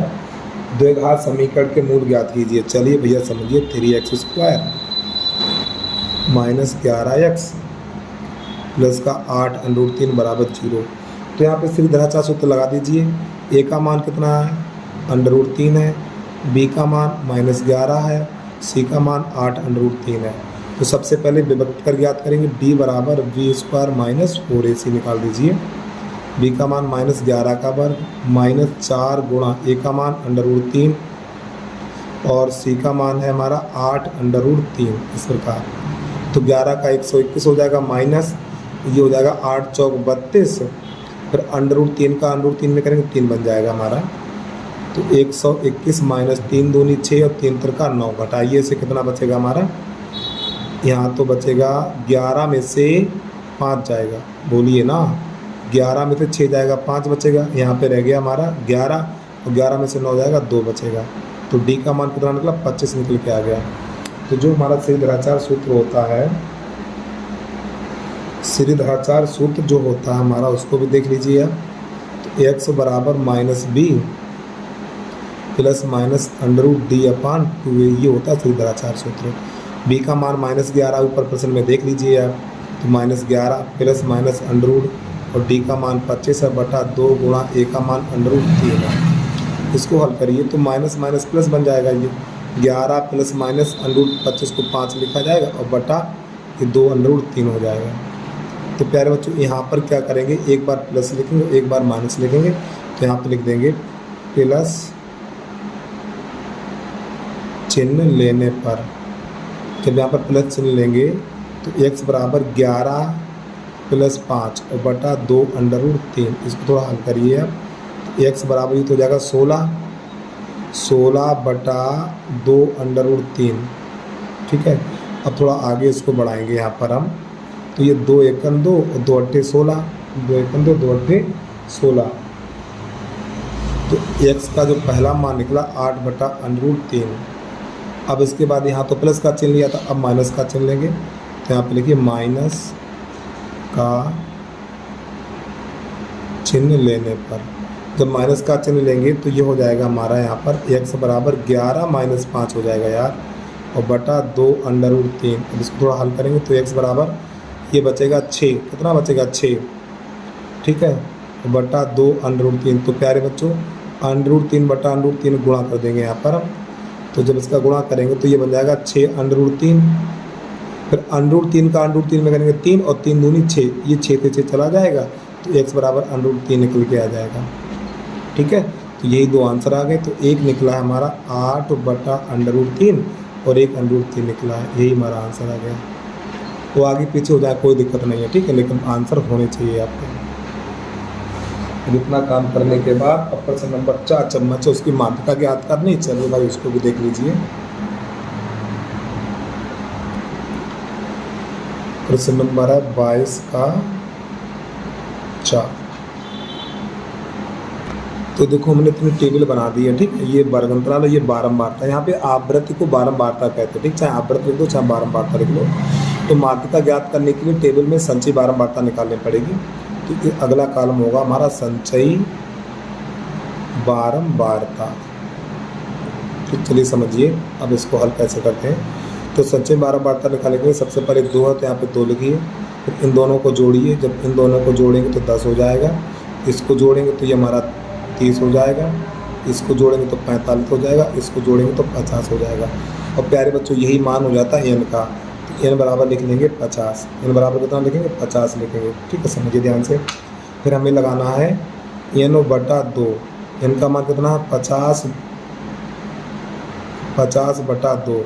जब इसे काटेंगे तो ये आ जाएगा 25। तो n/2 का मान कितना निकला? 25। अब आपको ये देखना 25 किसके अंदर आता है? ये 25 किसके अंदर? 25 इसके अंदर आता है। ये 25 है ना, 25 किसके अंदर आता है? 30 के अंदर आता है। तो इससे ऊपर वाला होगा CF, तो 30 के सामने वाला होगा AF और इसके सामने होगा AL, ठीक है। तो यहाँ पे वर्ग अंतराल में कितने कितने का अंतर है? वर्ग अंतराल में हमारा वर्ग अंतराल में 10 का अंतर है। तो यहाँ पे लिखेंगे H बराबर लिखना है 10 हमें। अब यहाँ पे सूत्र लगा देंगे हम, माध्यिका का सूत्र लगाएंगे। तो नई लाइन से लिखना माध्यिका बराबर, तो जो इसका सूत्र होता है माध्यिका बराबर L plus n/2 minus CF बटा F और इंटू H।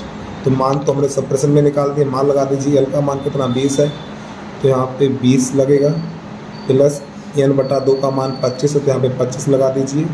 और CF का मान कितना? ऊपर देखिए, CF का मान 10 है तो यहाँ पे 10 लगा दीजिए।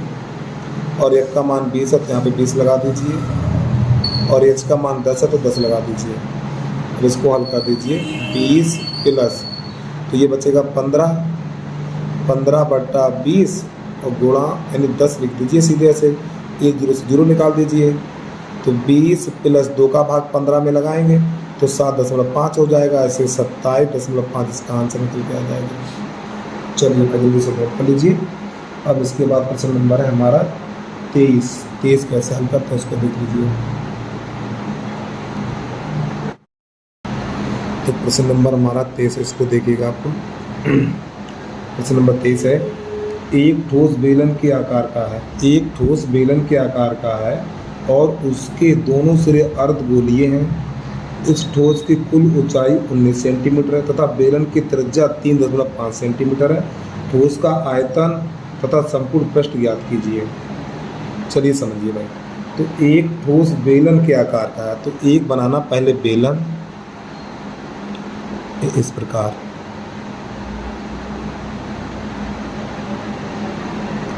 तो बेटा बेलन बनाने के बाद बेटा इसके दोनों सिरे है ना, दोनों सिरे अर्धगोलाकार हैं, ठीक। ये आधा गोला ये है तो आधा गोला ये है।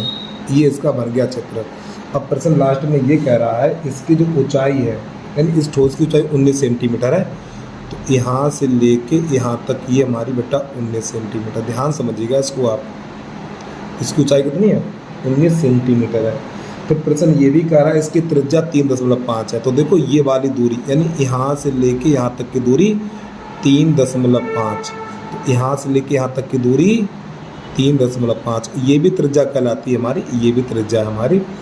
अच्छा ये बताइए प्यारे बच्चों, यहाँ से लेके यहाँ तक 19 है, यहाँ से लेके यहाँ तक 19 है, तो 19 में 3.5 3.5 अर्थात 7 कम हो जाएगी।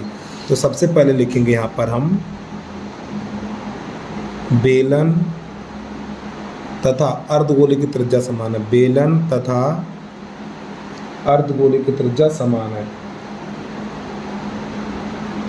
अर्धगोले की त्रिज्या समान है, ठीक है। तो यहाँ पर लिख लीजिए r बराबर 3.5 सेंटीमीटर। अब इसके बाद इसकी बेलन की ऊंचाई, बेलन की ऊंचाई यानी h बराबर 19 में से 7 कम कर दें, क्योंकि 3.5 ये 3.5 से 7 हो जाएगा। तो एच बराबर निकलेगा 12 सेंटीमीटर। अब प्रश्न नंबर पहला क्या कह रहा है उसका वो देखिए। अब आप प्रश्न नंबर पहले में कह रहा है ठोस का आयतन ज्ञात करना। तो यहाँ पर दो ठोस का आयतन, ठोस का आयतन बराबर। अब प्यारे बच्चों इसमें क्या क्या चीज़ शामिल है, देखो बेलन शामिल है, तो बेलन का आयतन क्या होता है यहाँ पे लिख लें। अच्छा, बेलन का आयतन, बेलन का आयतन प्लस आधा गोला पूरा गोला, तो गोले का आयतन, गोले का आयतन। तो बेलन का आयतन होता हमारा पाई आर स्क्वायर एच, और गोले का आयतन होता है हमारा 4/3 पाई आर क्यू। अब यहाँ से कॉमन लेंगे, कॉमन हो जाएगा पाई आर स्क्वायर कॉमन ले लीजिए, तो यहाँ पे बचेगा एच, तो यहाँ पर बचेगा 4/3 और एक आर बचेगी। इसको हल करिए। अब पाई का मान लगा देना 22/7, और आर का मान कितना है 3.5 है, तो यहाँ पे 3.5 गुणा 3.5, और कोष्ठक के अंदर एच का मान कितना है 12 और प्लस 4/3 और गुणा 3.5, इस प्रकार। तो इसको थोड़ा काट दीजिए, या अभी मत काटिए, देखते हैं अंदर क्या होगा इसके, तभी काम करेंगे। ये 3.5 और गुणा 3.5, अब ये तो बन जाएगा 12 प्लस 35 चौकू हमारा होता है 170, तो 170 और दशमलव यहाँ पे लग जाएगा बटा 3, इस प्रकार। 35 चौकू 170, 35 दूनी 7, और यहाँ गलत कर रहे हैं यार, 35 दूनी 70, 70 दूनी 140, 140 होगा यार, 140, और दशमलव से पीछे एक अंक, तो यहाँ पे लग जाएगा हमारा। ठीक है, चलो काट दो, काटना तो पड़ेगा ही। तो 30 7 एकन 7 और 7 पन्ना 35, इतना हो जाएगा। अब एक काम करिए, इसका गुणा इसमें कर दो, तो 22 पंजे 110, 22 पंजे 110, और दशमलव से पीछे एक अंक, तो यहाँ पे कर देंगे, तो इतना ये बचा हुआ हमारा। अब देखो 22 पंजे 110 और दशमलव से पीछे एक अंक, तो ये वाला जीरो चला जाएगा, और 3.5 बचा हुआ, तो उसको ऐसे लिख दिया। अब इसका इसमें गुणा करें, तो 12 3 36, 36 प्लस 14 और बटा 3। अब इसमें क्या करो, 11 गुणा कर दो, 11 पन्ना 55 के 5 हासिल 3, 11 3 33, 11 पन्ना 55, 55 के 5 हासिल 5 लिख लीजिए, 11 3 33, 33 और 5 38, और दशमलव से पीछे एक अंक है, इस जीरो से कोई महत्व नहीं है हमारा। अब अंदर हो जाएगा हमारा ये बेटा हो जाएगा 50 हो जाएगा, 50/3, इस प्रकार। अब इसका गुणा कर दीजिए, जब इसका हम गुणा करेंगे और आंसर आ जाना चाहिए। 55 25 की 5, 55 25 की 5 हासिल 2, और 5 8 40, 40 और 2 42 हासिल 4, और 5 3 15, 15 4 19, और ये वाली 0, और दशमलव से पीछे एक अंक है, तो यहाँ पर लगाएंगे दशमलव बटा 3। अब 3 का इसमें भाग लगा देंगे, हो गया। गलत कहीं पर यार ये, और गलत कहाँ पे हुआ है। बेलन का आयतन पाई आर स्क्वायर एच, गोले का आयतन 4/3 पाई आर क्यू। यहाँ से हमने ये कॉमन ले लिया, 4/3 आर एक बचेगी, 3.5 3.5, एच का मान 12, ठीक। 4 पंजे 20, हाँ से 4 तो 12 तो 14, ये भी सही है।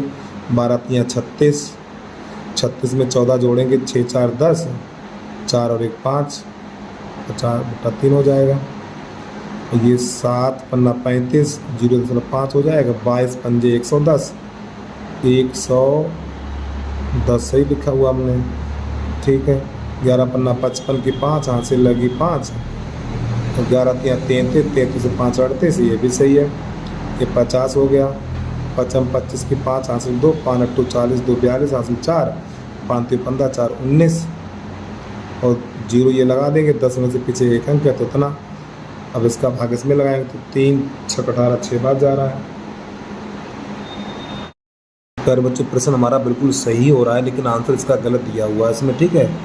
तो यहाँ पर जब इसका इसमें भाग लगाएंगे, तो देखो 3 6 18, ठीक, एक बचा हुआ, 3 चौक 12, फिर 3 एकम 3.66 घन सेंटीमीटर, ठीक है। तो क्या लिखेंगे आप, घन सेंटीमीटर। ये इसमें आंसर गलत दिया हुआ है, ठीक। इसका आंसर हमारा यही होगा। जहाँ पे 418 दिया हुआ, ये 418 देख सकते हैं आप, 418 नहीं, 418 की जगह पर लिख दीजिए 641.66। ठीक है, ये इसका आंसर होगा। अब इसका अथवा वाला भी देख लीजिए, अथवा कैसे करते हैं उसको देख लीजिए। एक बार प्रश्न को पूरा देख लीजिए स्टार्टिंग से आप। अब 23 का दूसरा है, उसको देख लीजिए। अब इसमें एक और पूछा है इसमें, अब यहाँ पे लिखना है ठोस का, यहाँ पे लिख लो उसका दूसरा है, ठीक है, यानी 23 का दूसरा, ठोस का संपूर्ण पृष्ठ, ठीक है, ठोस का संपूर्ण पृष्ठ तो बराबर बेलन का बग पृष्ठ 2πRH, और गोले का देखो आधा गोला और आधा गोला पूरा गोला बन जाएगा, तो गोले का बग पृष्ठ होता है 4πr²। यहाँ से कामा ले लीजिए और देखो, अच्छा हाँ एक काम, तो इसका ये वाला ठोस का संपूर्ण पृष्ठ दे रहा होगा। क्या क्या पूछा है इसने, इसमें ये पूछा था ठोस का आयतन तथा संपूर्ण पृष्ठ, ये शायद संपूर्ण पृष्ठ दिया होगा उसमें। चलिए समझिए, यहाँ से कामा लेंगे 2πr कामा ले लेंगे, तो यहाँ पर AH और प्लस 2r बचेगा, तो यहाँ पर 2 गुणा 22/7 और r का मान 3.5 और h का मान हमारा कितना है 12 है, प्लस 2 गुणा 3.5, इसको हल कर दीजिए अब आप। तो ये 7 एकन 7, ये 0.5 हो जाएगा हमारा, और 22 पंजे 110, 2 गुणा 110, यहाँ पे लग जाएगा दशमलव, ये हो जाएगा 12 प्लस ये 7 बन जाएगा बेटा, कितना बन जाएगा 7 बन जाएगा, ठीक है, 3.5 दूनी 7 बन जाएगा, तो ये बन जाएगा 11 दूनी 22 और ये अंदर बन जाएगा हमारा 19, इसका गुणा करा दीजिए, 19 दूनी 38, 19 दूनी 38, यहाँ से लगी 3, 19 दूनी 38, 38 और 3 41, ठीक, वर्ग सेंटीमीटर।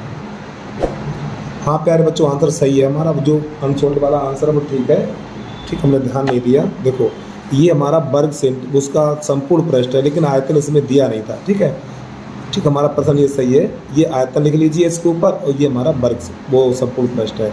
अब इसके बाद 23 का अथवा, उसको देखिए कैसे हल करते हैं। 23 का अथवा, चलिए भाई 23 का अथवा देख लीजिए, तो आपको लिखना है प्रश्न नंबर 23 का अथवा क्या कह रहा है वो देख लीजिए। एक लंबवृत्तीय शंकु की तिरछी ऊंचाई 13 सेंटीमीटर है तथा संपूर्ण पृष्ठ क्षेत्रफल 900 पाई सेंटीमीटर है, इसके आधार का व्यास कितना होगा ये बताना। चलिए समझिए, देखो शंकु की तिरछी ऊंचाई यानी L बराबर दिया हुआ 13 सेंटीमीटर, अच्छी बात है भाई, और शंकु का क्षेत्रफल दिया हुआ है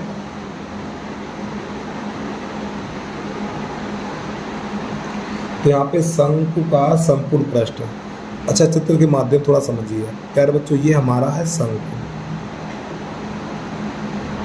ये हमारी L होती है जिसकी ऊंचाई 13 सेंटीमीटर है, ठीक, और ये हमारी H होती है और ये हमारी R होती है।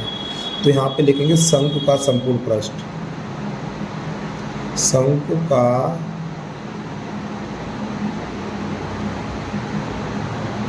संपूर्ण पृष्ठ, शंकु का संपूर्ण पृष्ठ प्रश्न में दिया हुआ है, कितना दिया यार, हाँ 90 पाई दिया हुआ, और शंकु का संपूर्ण पृष्ठ होता है πRL और प्लस वृत्त का क्षेत्रफल πR स्क्वायर, ये शंकु का पृष्ठ होता है बराबर 90 पाई।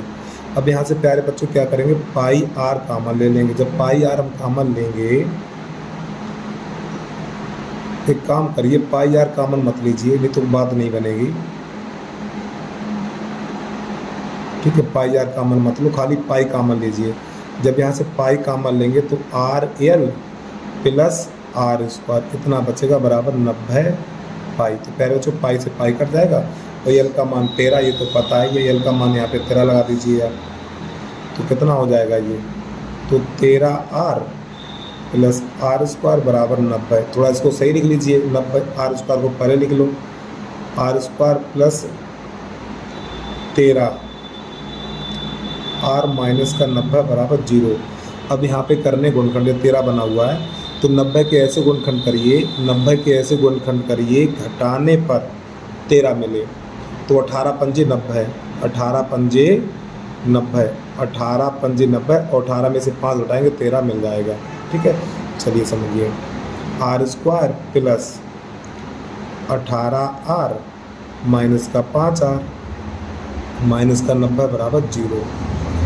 ठीक, तो हमें लग रहा है इसका भी आंसर गलत दिया हुआ इसमें। चलिए समझिए, तो यहाँ से हम क्या करेंगे, अच्छा हाँ सही है, गलत नहीं सही है। तो यहाँ से हम R कॉमन लेंगे, तो जब R कॉमन लेंगे तो प्यारे बच्चों यहाँ पर R प्लस 18 हो जाएगा। यहाँ पे माइनस का 5 कॉमन लेंगे तो R प्लस 18 बराबर 0। तो R प्लस 18 और R माइनस 5 बराबर 0। तो यहाँ से R का मान अमान हो जाएगा, तो R प्लस 18 बराबर 0, तो R बराबर माइनस का 18, तो ये हो जाएगा अमान्य। फिर ये वाला गुणनखंड बचा हुआ है, तो R माइनस 5 बराबर 0, तो R बराबर निकलेगा हमारा 5। तो प्यारे बच्चों हमसे व्यास पूछा, तो व्यास क्या होता है, व्यास होता है हमारा त्रिज्या का 2 गुना 2R। तो R का मान 5 है, तो 2 गुणा 5 लगा दीजिए, 5 दूनी 10 सेंटीमीटर आंसर निकल के आ गया। ठीक है, चलिए भाई जल्दी से नोट कर लीजिए। अगला प्रश्न देखिए, तो यहाँ से इसकी स्टार्टिंग करनी है। अब प्रश्न नंबर हमारा 24 है, उसको देख लीजिए आप।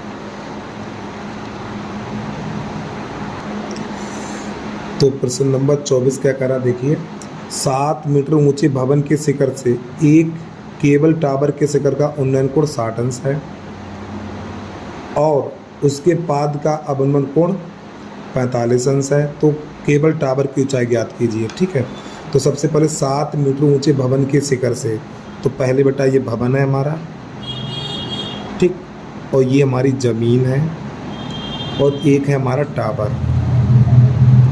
अब एक बार प्रश्न को दोबारा पढ़ेंगे। 7 मीटर ऊंचे भवन के शिखर से, यानी भवन के शिखर से यहाँ से 60, अच्छा भवन ये है हमारा, ठीक है, भवन ये है, ये हमारा टावर, ये भवन है और ये टावर है। 7 मीटर ऊंचे भवन के शिखर से, यानी भवन के शिखर से टावर के शिखर का उन्नयन कोण, इसको यहाँ से मिलाइए, इसको यहाँ से मिलाइए, तो ये कोण बन गया हमारा 60 अंश का। ठीक, टावर के शिखर का उन्नयन कोण 60 अंश है और उसके पाद का अवनमन कोण, इसको यहाँ से मिलाइए, पाद का अवनमन कोण 45 अंश है। ठीक है, तो पहले बच्चों ये 45 है, तो ये भी हमारा 45 होगा। तो चित्र बन के हो गया तैयार। अब यहाँ पे नाम लिख लीजिए इसका, तो A B C D और ये E। तो प्यारे बच्चों ये भवन है जिसकी ऊंचाई 7 मीटर है, तो जब प्यारे बच्चों ये 7 है तो ये भी 7 होगी, और ये वाली H कर लीजिए, ये X कर लीजिए और ये X कर लीजिए। तो यहाँ पर लिखेंगे माना AE एक भवन तथा BD एक टावर है। तो सबसे पहले समकोण त्रिभुज वाला लेंगे हम। समकोण त्रिभुज BAE में tan 45 लंब बटा आधार, तो H वो 7/x हो जाएगा हमारा। तो tan 45 का मान 1, तो 7/x का गुणा करिए, तो x बराबर 7 मीटर, यानी कि टावर से भवन की दूरी 7 मीटर है। लेकिन हमें क्या ज्ञात करना, टावर की ऊंचाई ये पूरी ज्ञात करना है। तो अब लिखेंगे समकोण त्रिभुज ECD में,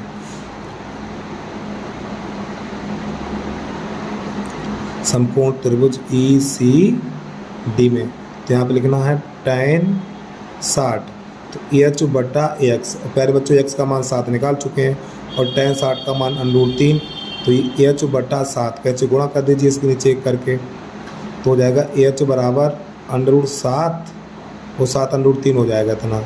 अब यहाँ पे लिखना टावर की ऊंचाई, तो नई लाइन से लिख लीजिए टावर की ऊंचाई, टावर की ऊंचाई। ठीक, अब टावर हमारा कौन सा, अरे भैया यही तो टावर है, तो इसका ऊंचाई कितनी है, H + 7 है। तो यहाँ पर लिख दीजिए H + 7, मान लगा दीजिए, H का मान कितना है 7 √3, ठीक है, और यहाँ पे 7, यहाँ से 7 कामा ले लीजिए, जब 7 कामा लेंगे तो √3 + 1 इसका आंसर आ जाएगा मीटर। ठीक है, चलिए भाई जल्दी से नोट कर लीजिए। और प्यारे बच्चों एक बार फिर आपसे कहना चाहता हूँ, जिस बच्चे ने अभी तक यूट्यूब चैनल को सब्सक्राइब नहीं किया तो यूट्यूब चैनल को सब्सक्राइब करके बेल आइकन घंटी को प्रेस कर लीजिए और आल पे सिलेक्ट कर लीजिए। आल पे सिलेक्ट करने से ये फ़ायदा होता है, जब भी हम यूट्यूब पर वीडियो अपलोड करेंगे तो यूट्यूब के द्वारा नोटिफिकेशन सबसे पहले आपके पास पहुँचेगा। तो वीडियो को लाइक कर लीजिए। और कमेंट करने में कोई बच्चा कंजूसी नहीं कर, दबा के कमेंट करिए आप, जितने कमेंट कर पाओ। और प्रत्येक बच्चे कमेंट के हम रिप्लाई भी देते हैं उसका, ठीक है। कोई भी दिक्कत हो कमेंट करिए आप। चलिए जल्दी से नोट कर लीजिए। अब इसके बाद 24 का अथवा उसको देख लीजिए आप। तो यहाँ पे लिखना है हमें 24 का अथवा। चलिए समझिए इसकी कहानी को, भैया क्या कह रहा प्रश्न कह रहा है, जब सूर्य का उन्नयन कोण थीटा से वो फाई से थीटा हो जाता है। थोड़ा एक चित्र बना लें।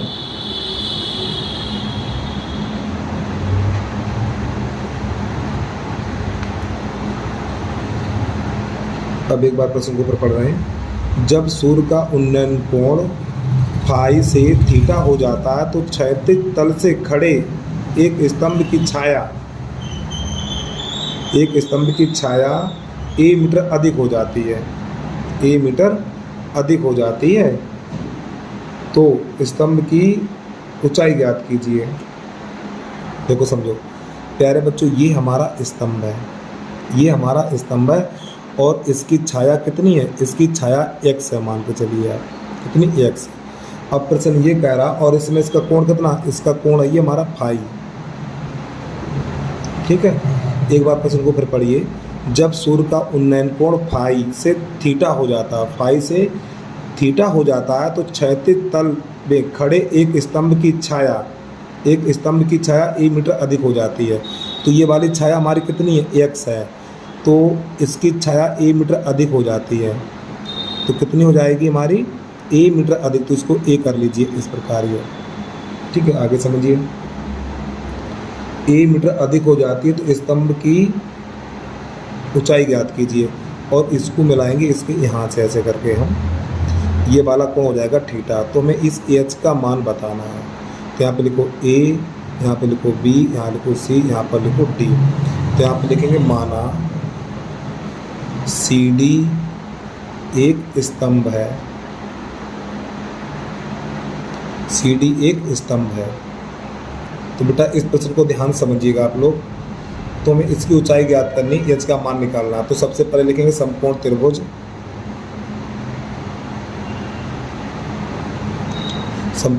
बी सी, यहाँ पे 90 होता है बी सी डी में, बी सी डी में। तो यहाँ पे क्या लिखना है हमें? tan फाई लिखना, ठीक है। तो एच बटा एक्स। तो यहाँ पे x का मान कितना होगा इसके लिए चेक करेंगे तो ये हो जाएगा हमारा tan, यहाँ पे x, यहाँ पे फाई चलेगा, बराबर एच, ठीक है। तो x का मान, हमें h का ही मान चाहिए, ठीक, इतना ही निकालिए अभी आप इसको। एक काम करिए ना यार, यहाँ से x का मान निकालो। जब x का मान निकालेंगे तो इसका भाग लग जाएगा, तो x बराबर हो जाएगा h बटा tan। प्यारे बच्चों ये फाई है, ठीक, फाई यानी 20 से काटिए, थीटा मत बना देना। ये थीटा और ये फाई है हमारा। तो ये x का मान इतना निकल के आया। अब इसके बाद लेना है समकोण त्रिभुज ए सी डी में, समकोण त्रिभुज ए सी डी में। तो यहाँ पे लिखेंगे tan थीटा बराबर, तो एच बटा ए प्लस एक्स, एच बटा ए प्लस एक्स ये लिखना है। अब x का मान कितना है? तो देखिए प्यारे बच्चों x का मान ये रहा हमारा, x की जगह पे ये वाला मान लगा दीजिए। तो यहाँ पे लिखना है tan थीटा बराबर एच बटा ए प्लस x की जगह पे लगाएंगे एच बटा tan फाई, इतना। इसको हल करिए तो tan थीटा बराबर एच बटा, इसके नीचे करेंगे एक, तो इसका गुणा इसमें, इसका इसमें। तो ये बन जाएगा हमारा a tan फाई और प्लस एच बटा tan फाई।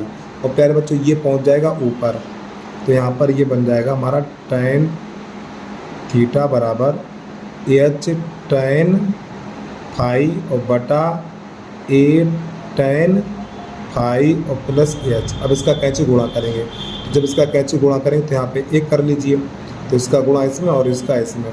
तो जब इसका गुणा इसमें करेंगे तो एच tan देखो चिन्ह सही बनाएंगे, फाई और थीटा कहाँ पर बना ध्यान रखिएगा आप लोग। इसका इसमें करें इतना आएगा। अब प्यारे बच्चों इसका इसमें करेंगे, तो जब इसका इसमें करेंगे तो ए tan फाई और tan theta plus H tan theta. अब एच tan थीटा को उधर ले आइए, तो ये एच tan फाई और माइनस एच tan थीटा बराबर ए tan फाई और ये हो जाएगा हमारा tan थीटा। अब यहाँ से एच कॉमन लेंगे, तो जब प्यारे बच्चों यहाँ से हम एच कॉमन लेंगे तो यहाँ पर बचेगा ये tan फाई और माइनस tan थीटा। तो A tan phi into tan theta. अब इसका लगा देंगे भाग, ठीक है। अब यहाँ पे दूसरा पेज लेके चल रहे हैं, चलिए समझिए। अरे यार, अब यहाँ पर क्या करेंगे, इस चीज़ का अगर भाग लग जाएगा तो यहाँ पर ये हो जाएगा हमारा एच बराबर A tan phi tan theta और बटा ये भाग में चला जाएगा tan phi minus tan theta. तो प्यारे बच्चों यही सिद्ध करना था, यही हो गया हल हमारा, ठीक है। तो एक बार देख लें, ए tan ठीक, हाँ सही, बिल्कुल यही सिद्ध करना था हमें, ठीक। चलिए बजंगे से नोट कर लीजिए, अगला प्रश्न देखिए आप। अब शायद इस वीडियो का अंतिम प्रश्न है क्या, अभी 2 प्रश्न है उनको भी देख लीजिए, 25 नंबर है हमारा, उसको भी देख लीजिए आप। अब चलेगा प्रश्न नंबर 25। ये क्या कर रहा है 25 नंबर, देखिए 2 संख्याओं का योग 8 है, तो यहाँ पर लिखेंगे माना 2 संख्याएं x और उनके व्युत्क्रमों का योगफल 8/15 संख्याएं ज्ञात कीजिए। चलिए समझिए, माना 2 संख्याएं हमारे पास हैं, एक x है और एक y है, ठीक है।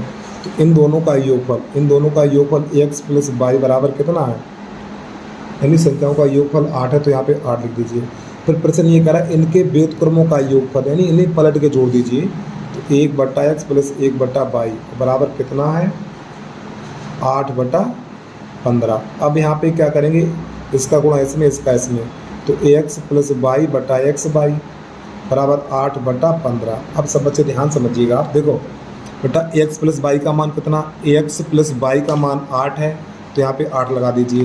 तो 8/xy बराबर 8/15। एक बार फिर समझिए, हमने माना 2 संख्या x और y हैं, इन दोनों संख्याओं का योग 8 है, फिर इसके व्युत्क्रमों का योगफल, यानी इन्हें पलट के जोड़ा जाएगा 1/x प्लस 1/x, तो इसका गुणा इसमें, इसका इसमें, तो x प्लस y बटा एक्स वाई बराबर 8/15। x प्लस y का मान कितना 8 है, तो यहाँ पे 8 लगा दिया। तो 8 से 8 हटा दीजिए, कैसे गुणा करिए, इसका इसमें, इसका इसमें, तो एक्स वाई बराबर 15। अब सभी बच्चे खोपड़ जाके खोल लो ताले अपने यहाँ से।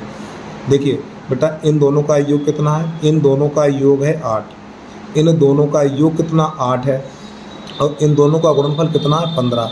तो 15 के ऐसे गुणनखंड करिए, 15 के ऐसे गुणनखंड करिए कि जोड़ने पर 8 आ जाए। तो हम क्या करेंगे, 5 तियो 15, 5 तियो 15, तो बस यही संख्या आ जाएंगे। तो x बराबर 5 लिख दीजिए और x बराबर 3 लिख दीजिए, हो गया प्रश्न का हल।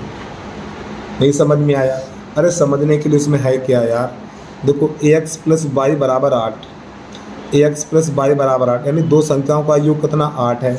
अब इनका गुणनफल कितना 15 है, तो 15 के ऐसे गुणनखंड करिए, 15 के ऐसे गुणनखंड करिए कि जोड़ने पर 8 मिल जाए। तो 5 तियो 15, 5 तियो 15, तो बस x का मान 5 और y का मान 3, सॉरी y का मान 3 लिखिए, ठीक, ये हल हो गया। ठीक है, तो उम्मीद है समझ में आ गया होगा। इसके बाद अगला प्रश्न देखिए, प्रश्न नंबर है हमारा 25 का अथवा, उसको देख लीजिए आप। तो 25 का लिखना है अथवा, क्या कह रहा है देखिएगा जरा ध्यान से। 2 क्रमागत धनात्मक पूर्णांकों ज्ञात किए जिनके वर्गों का योगफल इतना है। तो आप लिखेंगे माना 2 क्रमागत धनात्मक पूर्णांक x तथा x प्लस 1 है, ठीक, इस प्रकार। अब इनके वर्गों का योगफल, तो x² प्लस x प्लस 1 का होल वर्ग और बराबर कितना है ये 365 है। इसको हल करिए, तो हो जाएगा एक्स स्क्वायर प्लस ए प्लस बी का होल वर्ग ए स्क्वायर प्लस 1 और प्लस 2x बराबर 365। X square 2x x square 2x square और प्लस 2x। अब 65 इधर ले आइए, प्लस 1 माइनस 365 बराबर 0। तो हो जाएगा 2x square plus 2x minus का 364 बराबर 0। तो प्यारे बच्चों यहाँ पे 2 का भाग लगा दीजिए, 2 का भाग देने पर जब 2 का भाग देंगे तो यहाँ पे एक्स स्क्वायर प्लस यहाँ पे x माइनस 2 एकड़ 2 2 8 16 2 दूनी 4 बराबर 0। अब 182 के ऐसे गुणनखंड करिए, 182 के ऐसे गुणनखंड करिए कि घटाने पर 1 मिले। तो जब इसके गुणनखंड करेंगे तो 14 गुणा 13 हो जाएगा हमारा, ठीक है। तो यहाँ पे हमें लिख देना है x square plus 14x minus का 13x माइनस का 182 बराबर 0। तो प्यारे बच्चों यहाँ से x कॉमन लेंगे, तो x प्लस 14, यहाँ से माइनस का 13 कॉमन लेंगे। जब माइनस का 13 कॉमन लेंगे तो x प्लस 14 यहाँ पर भी बचेगा बराबर 0। तो x प्लस 14 और x माइनस 13 बराबर 0, ठीक है। अब इसको थोड़ा अलग अलग करेंगे, तो यहाँ पर हमें लिखना है x प्लस 14 बराबर 0, तो x बराबर माइनस 14। तो प्यारे बच्चों ये वाला उत्तर हो जाएगा हमारा अमान्य, ठीक है। अब इसके बाद क्या लिखेंगे, x माइनस 13 बराबर 0, तो x बराबर 13, ये हमारा मान्य हो जाएगा। तो हमारी संख्याएं कौन सी थी, एक x थी और एक x प्लस 1। तो x का मान यहाँ पे 13 लगाइए, यहाँ पे 13 और 1 14 हो जाएगा। तो बेटा यही प्रश्न का हो जाएगा आंसर, ठीक है। चलिए भाई जल्दी से नोट कर लीजिए। तो आपको बस कमेंट करके बताना है वीडियो आपको कैसा लगा। तो बस प्यारे बच्चों आज के लिए इतना ही। जय हिंद, जय भारत।